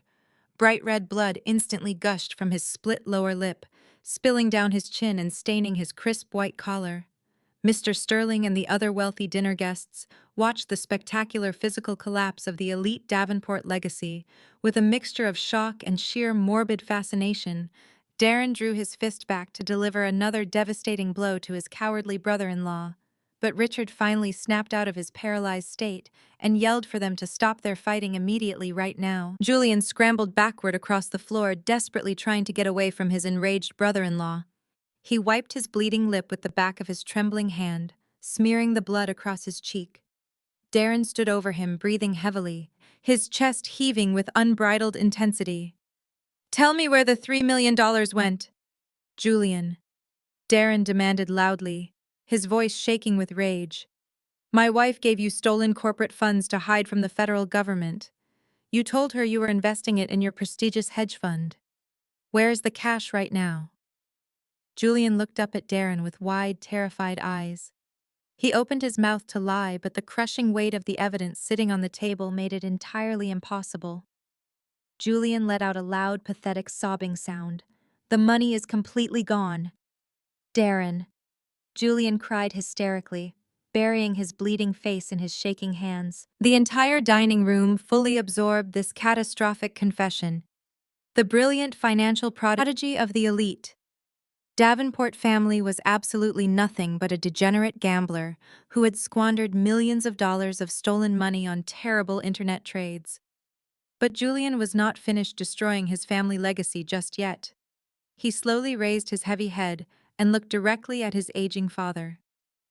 Richard was standing stiffly near his dining chair, desperately trying to maintain his authoritative posture despite the chaos rapidly unfolding all around him. Julian looked at him with an expression of profound, undeniable cowardice. "I am so very sorry, Dad." Julian whimpered weakly as warm blood kept dripping down from his damaged chin. "When the margin calls hit my accounts and the offshore brokers threatened to expose my massive debts, I panicked entirely. I had absolutely no other choice left. I had to access your private financial accounts." "Julian, what exactly did you do with my retirement accounts?" Richard demanded, his previously powerful, booming voice suddenly reducing to a frail, terrified little whisper. Julian squeezed his eyes shut tightly, absolutely refusing to look at his horrified father. "I drained them." "Dad," Julian cried out miserably, tears mixing with the blood on his face. "I drained your entire pension fund. I liquidated all of your long-term stock portfolios, and I emptied your private offshore savings accounts. I threw all of your life savings into the volatile market, trying to cover the massive unexpected losses from Valerie's stolen corporate money. I truly thought I could win it all back before you ever noticed it was missing. But I lost your money too. I lost absolutely everything in 3 days. You are completely penniless, Dad." Richard let out a horrible, strangled gasp. His old knees buckled rapidly beneath his body. The mighty patriarchal leader of the prestigious Davenport dynasty collapsed heavily back into his custom dining chair, pressing his trembling right hand tightly against his rapidly beating heart. He had just discovered that he was utterly, completely destitute. His favored golden boy had robbed him entirely blind. I stepped forward, my custom-tailored heels clicking sharply against the hardwood floor, ensuring that all eyes in the room returned to me. I crossed my arms over my chest and stared down at the broken, retired judge. "You look incredibly surprised right now," Richard I stated coldly. my steady voice slicing clearly through his dramatic display of sheer medical panic. But we both know you are not a helpless victim in this specific scenario. You are just highly upset that your incompetent son finally ran out of other people. Money to steal. You see, Richard, I already knew you were completely broke. That is exactly how I knew this beautiful Buckhead estate was in active foreclosure many months ago. I did not just discover Julian massive financial failures by sheer accident. I found your highly illegal paperwork hidden securely away inside his office desk. Richard looked up at me, his gray, sweating face suddenly flushing with a brand new, desperate panic. He opened his mouth and tried to speak, but I quickly cut him off, absolutely refusing to let him spin another web of elite societal lies. You played the coveted role of the distinguished, respectable judge so perfectly. Richard, we continued, my voice rising in raw power and absolute authority. You sat at the head of this dining table for 5 whole years, demanding my utmost respect and continuously threatening to throw me out onto the cold street. You constantly lectured me about the pristine, unmatched legacy of your amazing name. But the undeniable truth is, you are nothing but a common white-collar criminal, currently wearing a very expensive tailored suit. You knew exactly what Julian was doing with that stolen money, because you actively helped him hide the massive market losses from the federal government. You used your old political connections to orchestrate the entire fraudulent cover-up. The remaining dinner guests gasped collectively, staring at the former judge with sheer, undeniable disgust. I walked much closer to Richard, pointing an accusing finger directly at his sweating face. When Julian lost those initial millions, you realized your son was going to face serious federal prison time for operating a massive Ponzi scheme. So you stepped in to save your precious family legacy. You used your extensive legal expertise and your corrupt political favors to help Julian completely falsify his corporate tax returns every single year to hide his crimes. You deliberately manufactured fraudulent financial statements to submit to the Internal Revenue Service to keep the Ponzi scheme completely hidden from federal auditors. You became an active, willing conspirator in a massive federal tax fraud scheme, just to protect the fragile ego of your highly incompetent son. The high and mighty judge. Davenport is absolutely nothing but a desperate broke criminal who helped launder stolen corporate funds. Richard opened his mouth to deny the devastating accusations, but no sound came out. The absolute undeniable truth had completely paralyzed him. He looked toward Mr. Sterling, hoping to find some shred of sympathy from his fellow elite, but the corporate board member was looking at him with nothing but pure, unadulterated contempt. The Davenport legacy was officially dead and buried right there on the ruined dining room floor. There was no amount of social climbing or networking that could fix it today. They were completely ruined beyond repair. Patricia had been standing near the edge of the large table watching her entire world burn to the ground in a spectacular, horrifying blaze. Her powerful husband was a penniless criminal. Her golden son was a fraudulent thief, facing decades in federal prison. Her daughter was an exposed corporate embezzler who had dragged their prestigious family name directly into the dirty gutter. Patricia realized with absolute terrifying clarity that her high society's social life was completely over. She would be banned from the country club, kicked out of her elite charities, and entirely shunned by her wealthy friends. In a desperate, incredibly vicious act of pure self-preservation, Patricia turned her explosive, unhinged rage toward the absolute easiest target, hoping to somehow save her own shattered reputation. She marched forward, raised her hand high, and slapped Valerie brutally hard, right across her shocked face. Richard did not just gasp. The mighty patriarchal leader of the prestigious Davenport dynasty collapsed heavily back into his custom dining chair. He pressed his trembling right hand tightly against his rapidly beating heart. He had just discovered that he was utterly, completely destitute. His favored golden boy had robbed him entirely blind. I stepped forward, my custom-tailored heels clicking sharply against the hardwood floor, ensuring that all eyes in the room returned to me. I crossed my arms over my chest and stared down at the broken retired judge. "You look incredibly surprised right now, Richard," I stated coldly, my steady voice slicing clearly through his dramatic display of sheer medical panic. But we both know you are not a helpless victim in this specific scenario. You are just highly upset that your incompetent son finally ran out of other people's money to steal. You see, Richard, I already knew you were completely broke. That is exactly how I knew this beautiful Buckhead estate was in active foreclosure many months ago. I did not just discover Julian's massive financial failures by sheer accident. I found your highly illegal paperwork hidden securely away inside his office desk. Richard looked up at me, his gray, sweating face suddenly flushing with a brand new desperate panic. He opened his mouth and tried to speak, but I quickly cut him off, absolutely refusing to let him spin another web of elite societal lies. You played the coveted role of the distinguished, respectable judge so perfectly, Richard the First continued, my voice rising in raw power and absolute authority. You sat at the head of this dining table for 5 whole years, demanding my utmost respect and continuously threatening to throw me out onto the cold street. You constantly lectured me about the pristine, unmatched legacy of your amazing name. But the undeniable truth is, you are nothing but a common white-collar criminal currently wearing a very expensive tailored suit. You knew exactly what Julian was doing with that stolen money because you actively helped him hide the massive market losses from the federal government. You used your old political connections to orchestrate the entire fraudulent cover-up. The remaining dinner guests gasped collectively, staring at the former judge with sheer, undeniable disgust. I walked much closer to Richard, pointing an accusing finger directly at his sweating face. When Julian lost those initial millions, you realized your son was going to face serious federal prison time for operating a massive Ponzi scheme. So you stepped in to save your precious family legacy.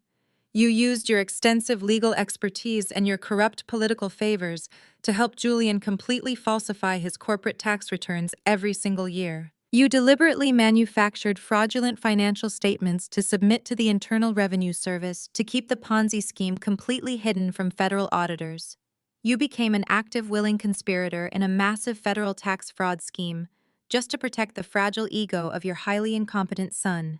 The high and mighty Judge Davenport is absolutely nothing but a desperate, broke criminal who helped launder stolen corporate funds. Richard opened his mouth to deny the devastating accusations, but no sound came out. The absolute, undeniable truth had completely paralyzed him. He looked toward Mr. Sterling, hoping to find some shred of sympathy from his fellow elite, but the corporate board member was looking at him with nothing but pure, unadulterated contempt. The Davenport legacy was officially dead and buried right there on the ruined dining room floor. There was no amount of social climbing or networking that could fix it today. They were completely ruined beyond repair. Patricia had been standing near the edge of the large table, watching her entire world burn to the ground in a spectacular, horrifying blaze. Her powerful husband was a penniless criminal. Her golden son was a fraudulent thief facing decades in federal prison. Her daughter was an exposed corporate embezzler who had dragged their prestigious family name directly into the dirty gutter. Patricia realized with absolute terrifying clarity that her high society social life was completely over. She would be banned from the country club, kicked out of her elite charities, and entirely shunned by her wealthy friends.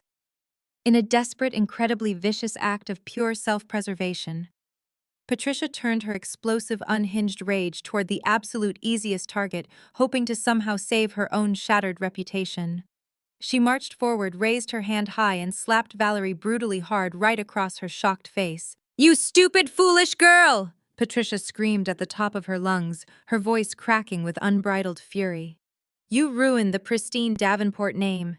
You dragged all of us down directly into the dirty gutter. How could you be so incredibly careless? How could you let them catch you stealing merchandise like a common street criminal? You are a disgrace to this entire family." Valerie stumbled backward, clutching her stinging red cheek. The physical blow from her mother completely shattered the last remaining fragments of Valerie's sanity. She did not cower or apologize. She snapped entirely. Valerie lunged forward and shoved her mother hard in the chest, sending Patricia stumbling backward against the dining room wall. "Do not you dare hit me!" Patricia Valerie shrieked, her voice echoing wildly through the room. "Do not you dare act like you are an innocent victim in this. You are the exact reason I stole that money in the first place. You demanded perfection. You demanded that I maintain the Davenport standard no matter what it cost. You told me that if I could not afford the Platinum Country Club memberships and the luxury cars, I would be cut out of this family entirely.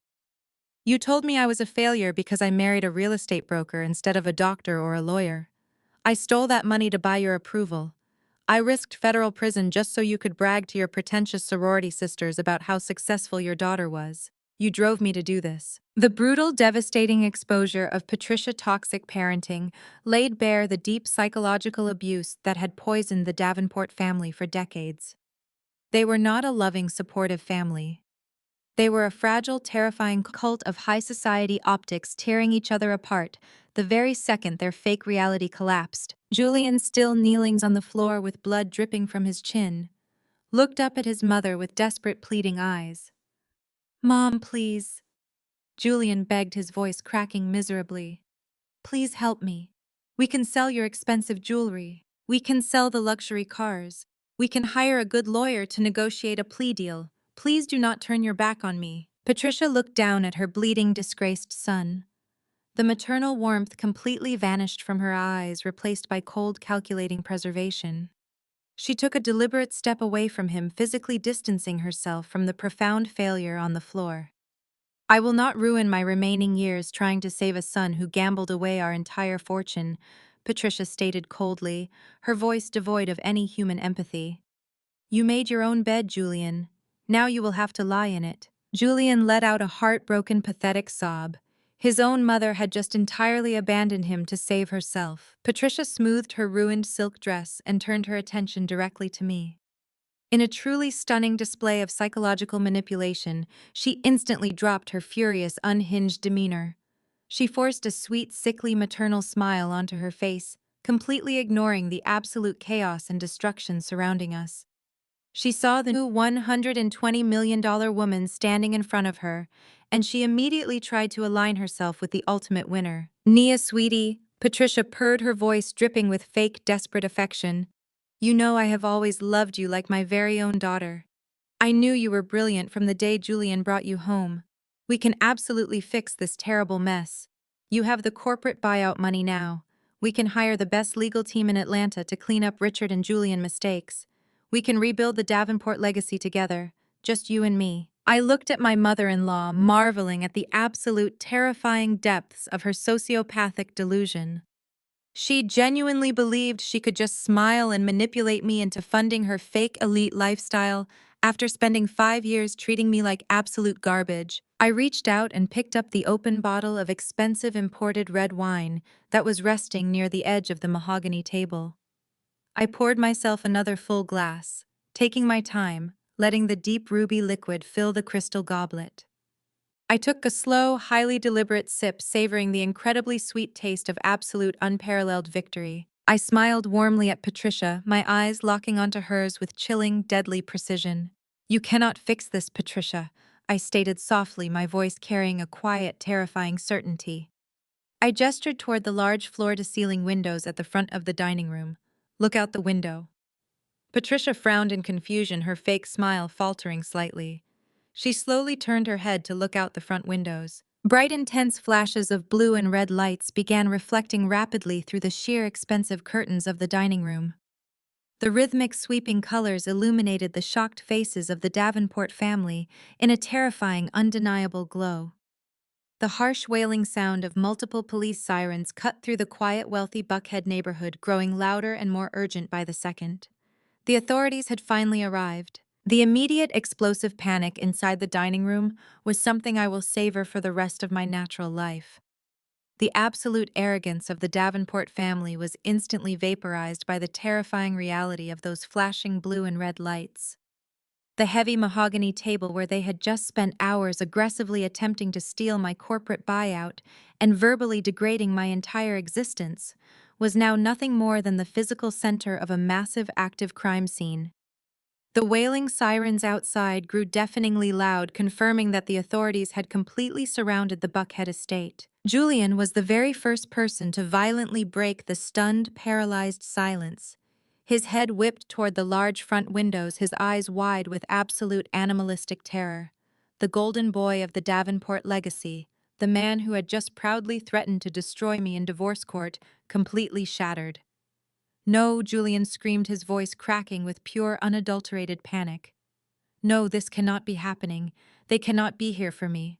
I am a licensed broker. Julian scrambled up from his knees, his expensive custom-tailored suit ruined by the spilled red wine and his own dripping blood. He did not look at his mother. He did not look at his weeping sister. He did not even look at his father, the retired judge who was currently clutching his chest in absolute horror. Julian only cared about his own immediate survival. He spun around and sprinted frantically toward the heavy French doors at the back of the lavish dining room, desperately hoping to escape through the manicured gardens. He reached the heavy glass doors and yanked them open with violent force, ready to sprint into the dark, expansive backyard. But Julian did not even make it one single step past the threshold. The instant the French doors swung open, three blinding, high-powered police flashlights snapped on simultaneously from the darkness of the garden.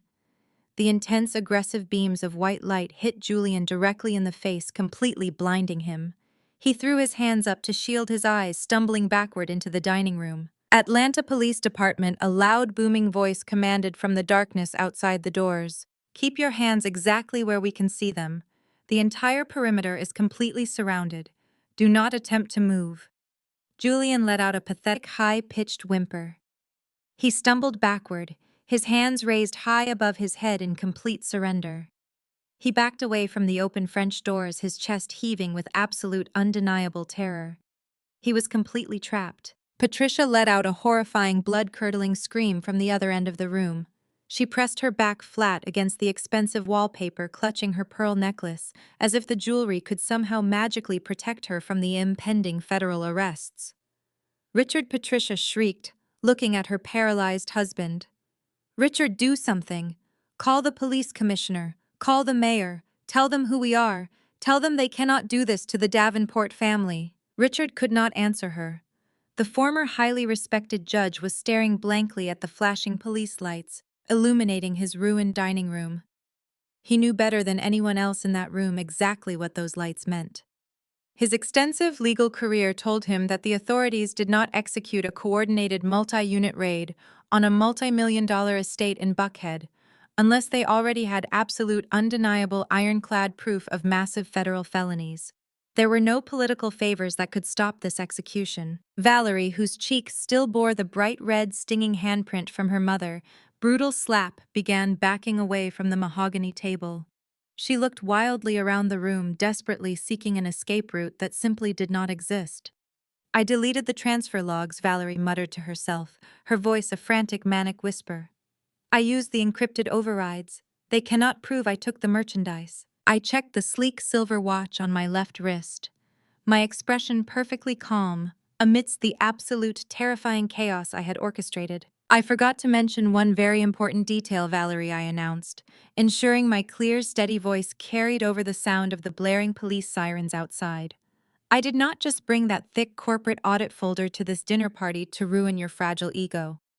I officially submitted the entire unredacted digital audit directly to the Federal Bureau of Investigation and the Securities and Exchange Commission 3 days ago. Valerie froze, her panicked muttering abruptly stopping. She slowly turned her head to look at me, her eyes wide with total unadulterated horror. My proprietary logistics software did not just track your stolen merchandise. Valerie, I continued coldly, savoring every single syllable. It meticulously tracked the digital flow of your embezzled corporate cash. It tracked exactly how much stolen money you funneled directly into Julian's fraudulent, non-existent hedge fund. And it tracked exactly how Julian used his father's corrupt political connections to falsify his federal tax returns to hide your massive illegal cash drops. The FBI has had absolute, undeniable proof of your massive embezzlement, Julian Ponzi scheme, and Richard tax fraud for 72 hours. The heavy, imposing oak front doors of the estate were suddenly thrown open with immense, aggressive force. Heavy tactical footsteps echoed loudly down the main hallway, completely drowning out the classical music that was still softly playing from the hidden surround sound speakers. Elijah Sterling, the national board member, who had been quietly watching the complete destruction of the Davenport legacy, calmly took 2 deliberate steps backward, distancing himself from the criminals. He adjusted his tailored suit jacket, his expression completely unbothered, as three heavily armed federal agents, accompanied by several local Atlanta police officers, breached the formal dining room. Valerie Davenport, one of the federal agents, announced, his voice booming with absolute undeniable authority. "You are under arrest for corporate embezzlement, grand larceny, and federal wire fraud." "No," Valerie shrieked, backing away until she hit the edge of the serving credenza. "No, you cannot arrest me. I am a Spelman graduate. I am a regional manager. I demand to speak to my corporate lawyer." The agents did not hesitate. Two officers moved forward rapidly, grabbing Valerie by her arms and spinning her around. They forced her hands behind her back. The sharp, unmistakable metallic click of heavy steel handcuffs locking around Valerie's wrists echoed loudly through the room. Valerie began thrashing and sobbing hysterically, her expensive designer dress tearing slightly at the shoulder as she violently resisted the officers. Darren, who was still standing near the shattered remains of his dining chair, watched his wife being placed in handcuffs. He did not say a single word. He did not try to stop the officers. He simply stood there, sweating profusely, realizing his entire life was completely ruined. Julian Davenport, the lead agent, continued, turning his sharp, commanding gaze toward my terrified husband. "You are under arrest for operating a fraudulent financial enterprise, massive tax evasion, and felony forgery. You have the right to remain silent. Anything you say can and will be used against you in a court of law." Julian did not resist. His legs completely gave out beneath him. He dropped heavily back to his knees on the hardwood floor, right in the middle of the spilled wine and shattered crystal. An officer stepped forward, grabbing Julian's arms and pulling them roughly behind his back. The second set of heavy steel handcuffs clicked securely into place. Julian broke down entirely. He began sobbing loudly, his chest heaving with desperate, pathetic gasps for air. The golden boy of the elite Davenport family was completely shattered. He looked around the room with wild, terrified eyes, desperately seeking someone, anyone, to save him from the devastating consequences of his own monumental greed. He looked at me, but I simply stared back at him with absolute freezing indifference. He looked at his mother, but Patricia had pressed herself tightly against the far wall, covering her face with her trembling hands, absolutely refusing to look at her disgraced son. Finally, Julian locked his desperate, tear-filled eyes onto his father. Richard was still sitting in his custom dining chair, his face gray and completely defeated. The former judge knew there was absolutely nothing he could do. Julian, desperate sobbing, suddenly morphed into something incredibly dark and malicious. If he was going down, he was absolutely not going down alone. He refused to take the full blame for a financial conspiracy his father had actively helped him hide. "It was his idea!" Julian screamed at the top of his lungs, his voice cracking hysterically as the police officer hauled him roughly to his feet. Julian aggressively pointed a shaking, handcuffed finger directly at his father. "I did not know how to hide the missing money from the IRS. I did not know how to fake the corporate tax returns. My dad orchestrated the entire tax fraud scheme. He used his old judge connections to approve the fake financial statements. He told me exactly what to do. He is the mastermind. Arrest him too. Arrest my father." I watched with cold, unwavering satisfaction as three heavily armed federal agents securely grabbed Valerie and Julian by their arms. The two golden children of the elite Davenport legacy were shoved roughly out of the ruined formal dining room. The sharp metallic clinking of their heavy steel handcuffs echoed loudly over the blaring police sirens that were still wailing intensely outside the Buckhead estate. Richard, the once powerful and highly respected former judge, did not move a single muscle as his two children were forcibly paraded past him in federal custody. He remained completely paralyzed in his custom-upholstered dining chair, his face gray and drenched in a cold, terrified sweat. He stared blankly at the shattered crystal and spilled red wine covering the expensive Persian rug. He knew perfectly well that his own inevitable arrest was only moments away. Julian's loud, incredibly cowardly confession had entirely guaranteed Richard complete downfall. Mr. Sterling, the distinguished National Board member, calmly buttoned his tailored suit jacket and stepped forward. He did not offer Patricia a single word of comfort. He did not spare a passing glance for Richard. He walked directly over to me, extending his right hand. Ms. Jackson, Mr. Sterling said, his deep voice carrying a tone of absolute profound respect. I sincerely look forward to seeing you in the executive boardroom on Monday morning. Your strategic execution tonight was incredibly impressive.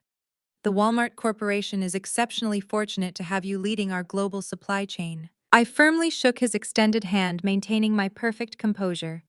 Thank you, Mr. Sterling. I assure you the integration of my logistics algorithm will be incredibly smooth and highly profitable for the entire corporation. I will see you on Monday. Mr. Sterling gave me a crisp, formal nod of approval. He turned around and walked purposefully out of the ruined dining room, entirely abandoning the disgraced Davenport family to their devastating legal and financial ruin. As Mr. Sterling exited the mansion, two more federal agents entered the dining room. They walked straight over to the head of the mahogany table. Richard Davenport, one of the agents, stated coldly, his hand resting firmly on his holstered weapon. You are under arrest for federal tax fraud, money laundering, and conspiracy to commit wire fraud. Stand up and place your hands behind your back. Richard did not argue. He did not attempt to use his old political connections. He did not even look at his horrified wife. The former judge slowly, painfully pushed himself up from his chair.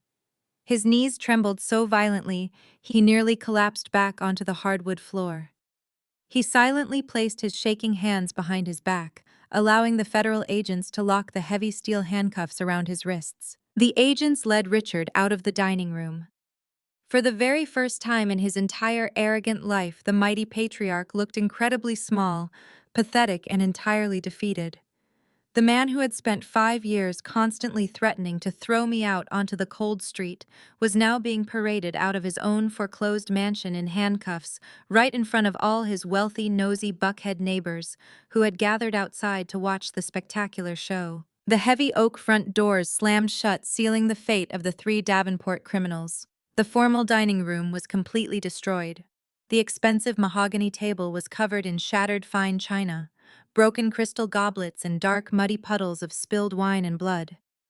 The lavish custom-made drapes were pulled aside, revealing the flashing blue and red police lights that were still illuminating the dark, manicured gardens outside. Only two people remained in the ruined room, me and Patricia. Patricia was standing near the far wall, pressing her back tightly against the expensive hand-painted wallpaper. Her flawless high society makeup was completely ruined by thick, dark tiers of mascara. Her elegant silk designer gown was wrinkled and stained. She looked absolutely terrified. She was completely alone. Her powerful husband was a penniless federal criminal. Her golden son was a fraudulent thief facing decades in prison. Her beloved daughter was an exposed corporate embezzler. Patricia had absolutely no money, no home, and no social standing left. She was utterly destitute. Patricia slowly turned her head and looked directly at me. Her eyes were wide, desperate, and pleading. She realized with terrifying clarity that the uneducated girl from the south side of Chicago was now her sole legal landlord. I held absolute total power over her immediate survival. Nia, Patricia whimpered softly, her voice cracking with pathetic desperation. She took a slow, trembling step away from the wall. Nia, please. You cannot just leave me here with nothing. I am an older woman. I have nowhere else to go. My friends at the country club will never speak to me again. You have the $120 million buyout. You own this entire estate. You have to help me. I am your mother-in-law. I stood perfectly still watching this incredibly arrogant elite woman beg for mercy. I felt absolutely no pity for her. I felt no lingering sense of familial obligation. Patricia had spent 5 years actively trying to destroy my self-worth. She had mocked my background, insulted my career, and enabled the deep psychological abuse that permeated her entire family. She only wanted my help now because she had entirely run out of victims to manipulate. I slowly reached into the sleek inner pocket of my custom-tailored blazer. I pulled out my designer leather wallet and unzipped it. I carefully extracted a single crisp $20 bill. I walked deliberately over to the ruined mahogany table. I looked down at the shattered crystal, the spilled red wine, and the heavy, legally bound prenuptial agreement that Julian had foolishly tried to use to steal my massive corporate fortune. I dropped the $20 bill directly onto the center of the table right next to the fake forged document. The green paper fluttered softly before landing on the stained white table runner. Patricia stared at the $20 bill in absolute confused horror. "What is this, Nia?" she stammered, her hands shaking violently. "What are you doing?" I looked at Patricia, my eyes completely cold and devoid of any human empathy. I smoothed the lapels of my blazer and offered her a sharp, predatory smile. "Call an Uber, Patricia," I stated clearly, my voice ringing with absolute, undeniable authority. Patricia gasped loudly, taking a stumbling step backward, her face drained of all remaining color. "You cannot be serious," she cried out. "You cannot throw me out into the street in the middle of the night. I do not even have my luggage packed. All of my expensive clothes and jewelry are upstairs in the master suite." I laughed, a harsh, incredibly bitter sound that echoed off the high ceilings. "Your clothes and jewelry belong to the bank." "Patricia," I corrected her coldly. "Because your idiot husband used every single asset in this house as collateral for his massive, fraudulent secondary mortgages. You own absolutely nothing. You are a squatter." I checked the sleek silver watch on my wrist, tapping the glass face deliberately. "You have exactly 10 minutes to pack a single overnight bag and vacate my private property." "Patricia," I commanded, stepping closer to her trembling figure. "If you are still standing inside my house when that clock strikes midnight, I will personally call the Atlanta police back here and have you officially arrested for criminal trespassing." Patricia let out a loud, heartbroken wail. She covered her face with her hands, sobbing uncontrollably. The great, powerful matriarch of the elite Davenport family was completely broken.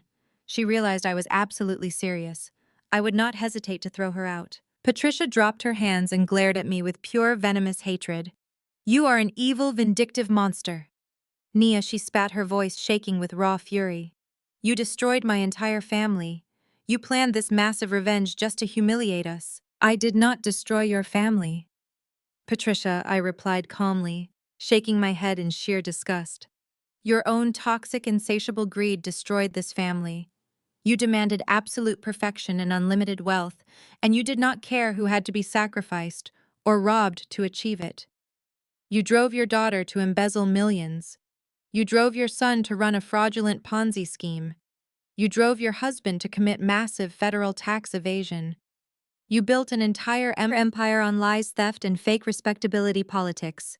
I just simply bought the foreclosure and called the police." Patricia opened her mouth to argue, but she had absolutely no defense left. She knew every single word I said was the undeniable truth. She looked down at the $20 bill resting on the ruined dining table. She reached out with a trembling, manicured hand and snatched the money. She turned around and practically sprinted out of the dining room, her expensive designer heels clicking frantically against the hardwood floor. She ran up the grand, sweeping staircase to quickly pack her single pathetic overnight bag before her 10 minutes expired. I stood completely alone in the massive ruined dining room.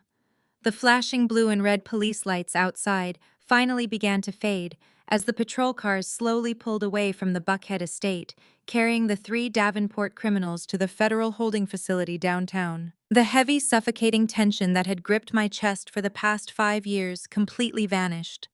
The toxic, abusive family that had constantly tried to make me feel small and worthless was entirely gone. I had survived their relentless cruelty. I had outsmarted their massive financial fraud. I had completely destroyed their fake elite reality. I reached out and picked up my crystal wine glass one last time. I raised it in a silent, triumphant toast to the empty room. The sweet taste of absolute, unadulterated victory had never felt so incredibly satisfying. I had not just survived the Davenport family, I had entirely conquered them. 4 months later, the federal courthouse in downtown Atlanta was buzzing with an electric, undeniable energy. The spectacular fall of the Davenport family had become the absolute biggest scandal to hit the local Black elite circle in decades. The grand, polished mahogany double doors of the main courtroom were completely jammed with people desperate to get a seat inside.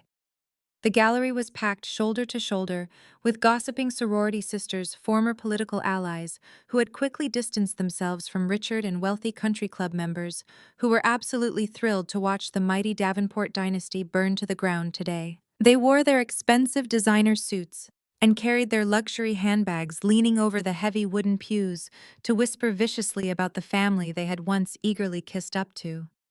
I sat dead center in the very front row. I wore a flawless custom-tailored emerald green suit that commanded immediate respect. I did not fidget. I did not whisper to anyone.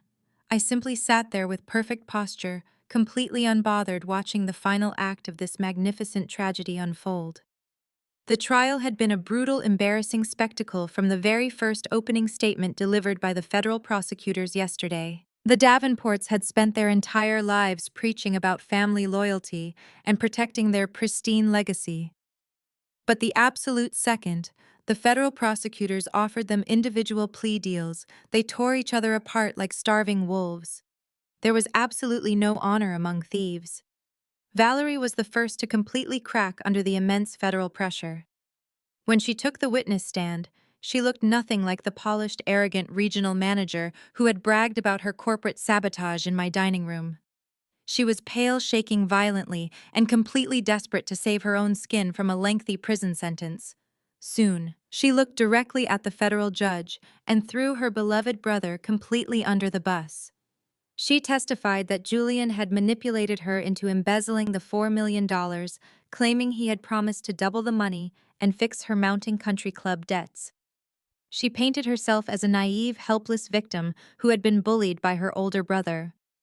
Julian did not take that betrayal quietly. When it was his turn to testify, the golden boy completely shattered. He sat on the stand sweating profusely and pointed his shaking finger directly at his father sitting at the wooden table. Julian loudly testified that he had absolutely no idea how to launder money or falsify corporate tax returns. He swore under oath that Richard was the true mastermind behind the entire financial conspiracy.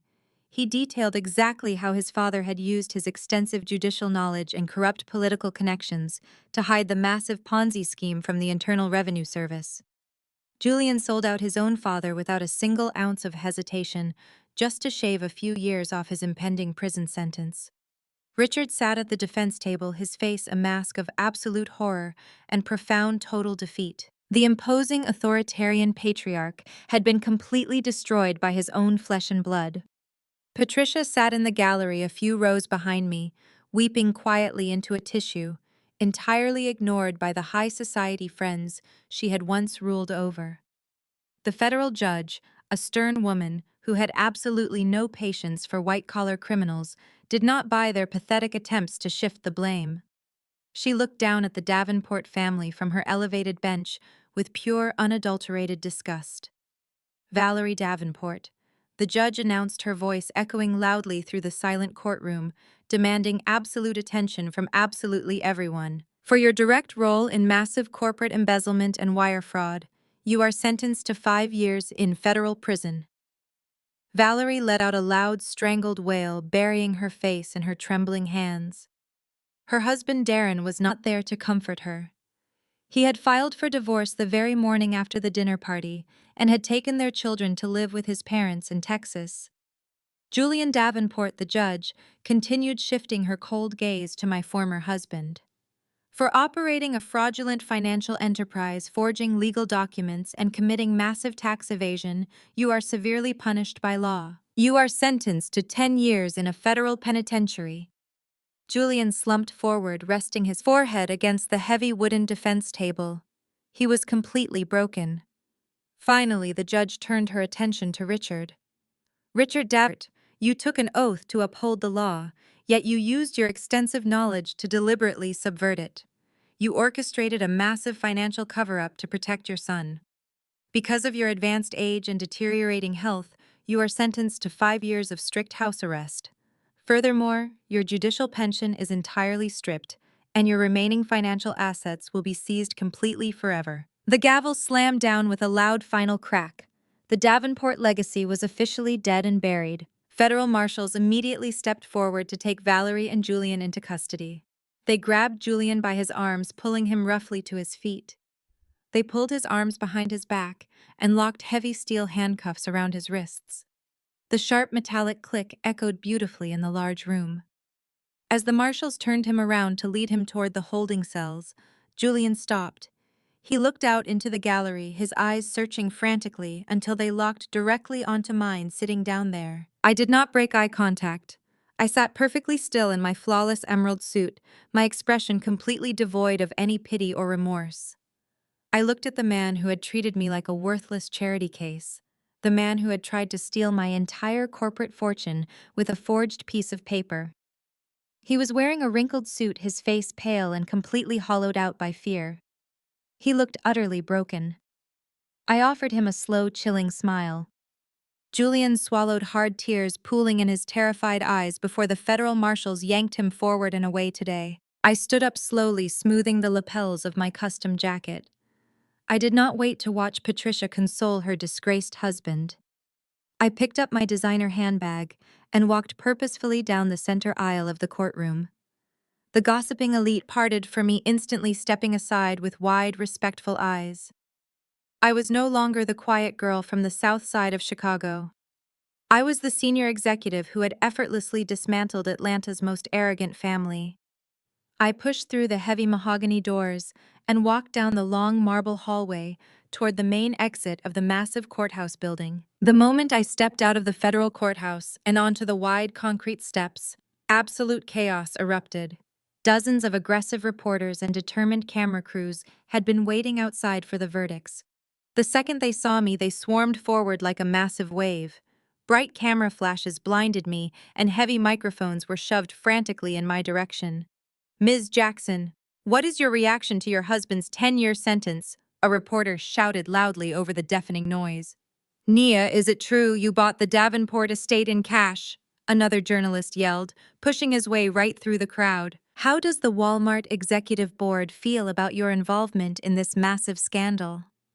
I kept my face perfectly composed, but the sheer volume of the aggressive crowd was suffocating. They were pressing in far too closely, blocking my path to the street. I took a deep breath, preparing to push my way through the sea of flashing cameras. Before I could take a single step, a tall, incredibly handsome man stepped smoothly out of the chaotic crowd. He moved with absolute commanding authority, his presence instantly demanding respect. He wore a perfectly tailored charcoal suit fitting incredibly flawlessly well. His jawline was sharp, his eyes a piercing, intelligent brown. He stepped directly in front of me, effectively shielding my body from the aggressive reporters. He raised one large, confident hand, and the shouting journalists instinctively quieted down, intimidated by his sudden, powerful presence. "Ms. Jackson has absolutely no comment for the press today," the man announced, his deep, resonant voice carrying effortlessly over the remaining noise. "Please step aside and clear the path immediately." The reporters actually backed away, parting to create a clear walkway. The man turned slightly, looking down at me with a warm, highly respectful smile. "Right this way, Nia," he said softly, offering his arm to guide me. "I know a quiet exit." I recognized him instantly. He was Marcus Sterling, Elijah Sterling's youngest son, and one of the most prominent ruthless tech venture capitalists in the entire country. He was known for making brilliant, aggressive moves in the boardroom and avoiding the media at all costs. Yet here he was, personally shielding me from the press. I let him guide me away, feeling incredibly secure under his protection. We walked quickly toward a sleek black town car waiting quietly at the curb outside today. Once the heavy car doors closed, shutting out the frantic shouts of the reporters, the overwhelming chaos of the past 5 years vanished. I sank into the plush leather seat and let out a long, shuddering breath. The man beside me handed me a bottle of water. His name was Isaiah Sterling. The press had confused him with his older brother Marcus, but Isaiah was his own force of nature. He had stepped out of the shadows exactly when I needed a shield. Over the following 12 months, Isaiah became more than a brilliant venture capitalist, helping me navigate the media storm surrounding the Davenport implosion. He became my closest confidant, my strategic business partner, and eventually the man I trusted with my heart. Exactly 1 year later, the harsh, glaring lights of the federal courthouse were nothing but a distant memory, replaced by the sweeping spotlights of a massive auditorium. I stood center stage at the inaugural Global Innovators Tech Summit, hosted at one of the most prestigious historically black colleges and universities in the nation. The expansive auditorium was packed to capacity. Over 5,000 aspiring engineers, young developers, and ambitious business students hung on to my every word. I was no longer just the corporate executive who had ruthlessly dismantled a fraudulent empire. I was officially a proud billionaire, a leading industry pioneer, and a prominent philanthropist who had just pledged $50 million to fund minority women in technology. I paused my keynote address, letting the applause wash over the massive room.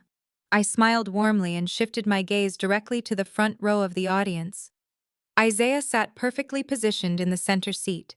He was not looking at his phone, checking his watch, or trying to steal the spotlight for himself. He was looking up at me with an expression of pure, unadulterated awe and profound respect. The stark contrast between him and my former husband was breathtaking. Julian had always treated my intelligence as a direct threat to his fragile masculinity. He had desperately needed me to remain small, quiet, and entirely dependent so he could feel powerful. Isaiah, however, possessed a quiet, unshakable confidence. He did not want to shrink my world to fit his ego. He wanted to help me build an empire and proudly watch me rule it from the absolute highest peak. Seeing the genuine pride shining in his dark brown eyes filled my chest with an incredible, overwhelming warmth. After wrapping up the summit with a lengthy standing ovation, we successfully navigated our way through the cheering crowds and the flashes of excited student photographers.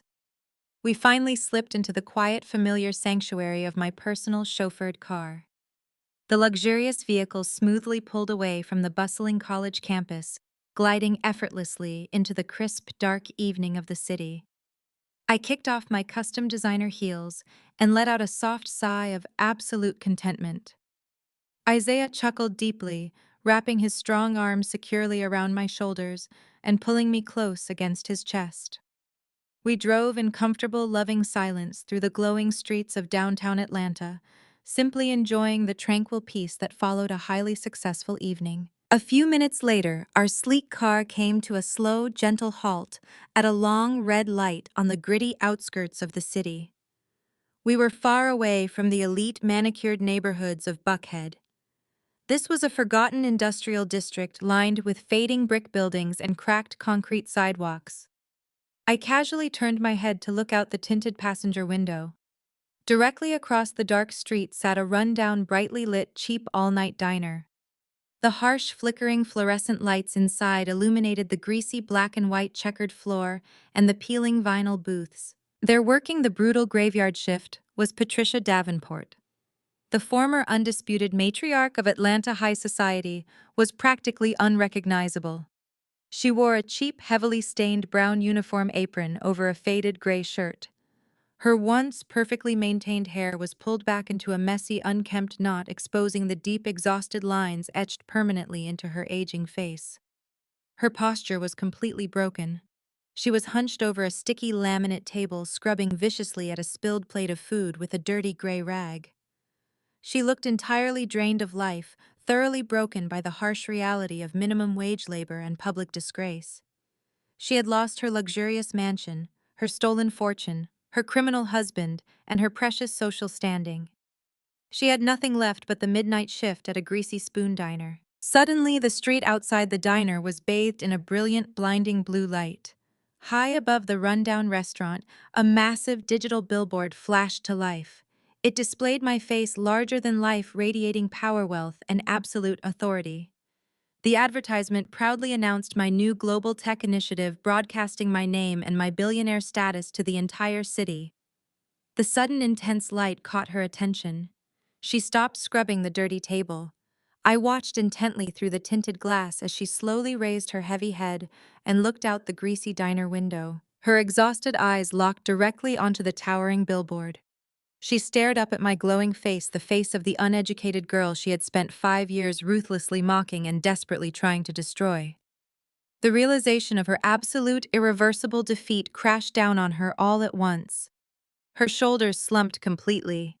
Her hands went entirely limp, and the dirty gray rag slipped from her trembling fingers, dropping pitifully onto the diner floor. I did not laugh. I did not gloat. I simply pressed the button on my armrest, and the tinted glass window smoothly rolled up, completely shutting out her pathetic existence.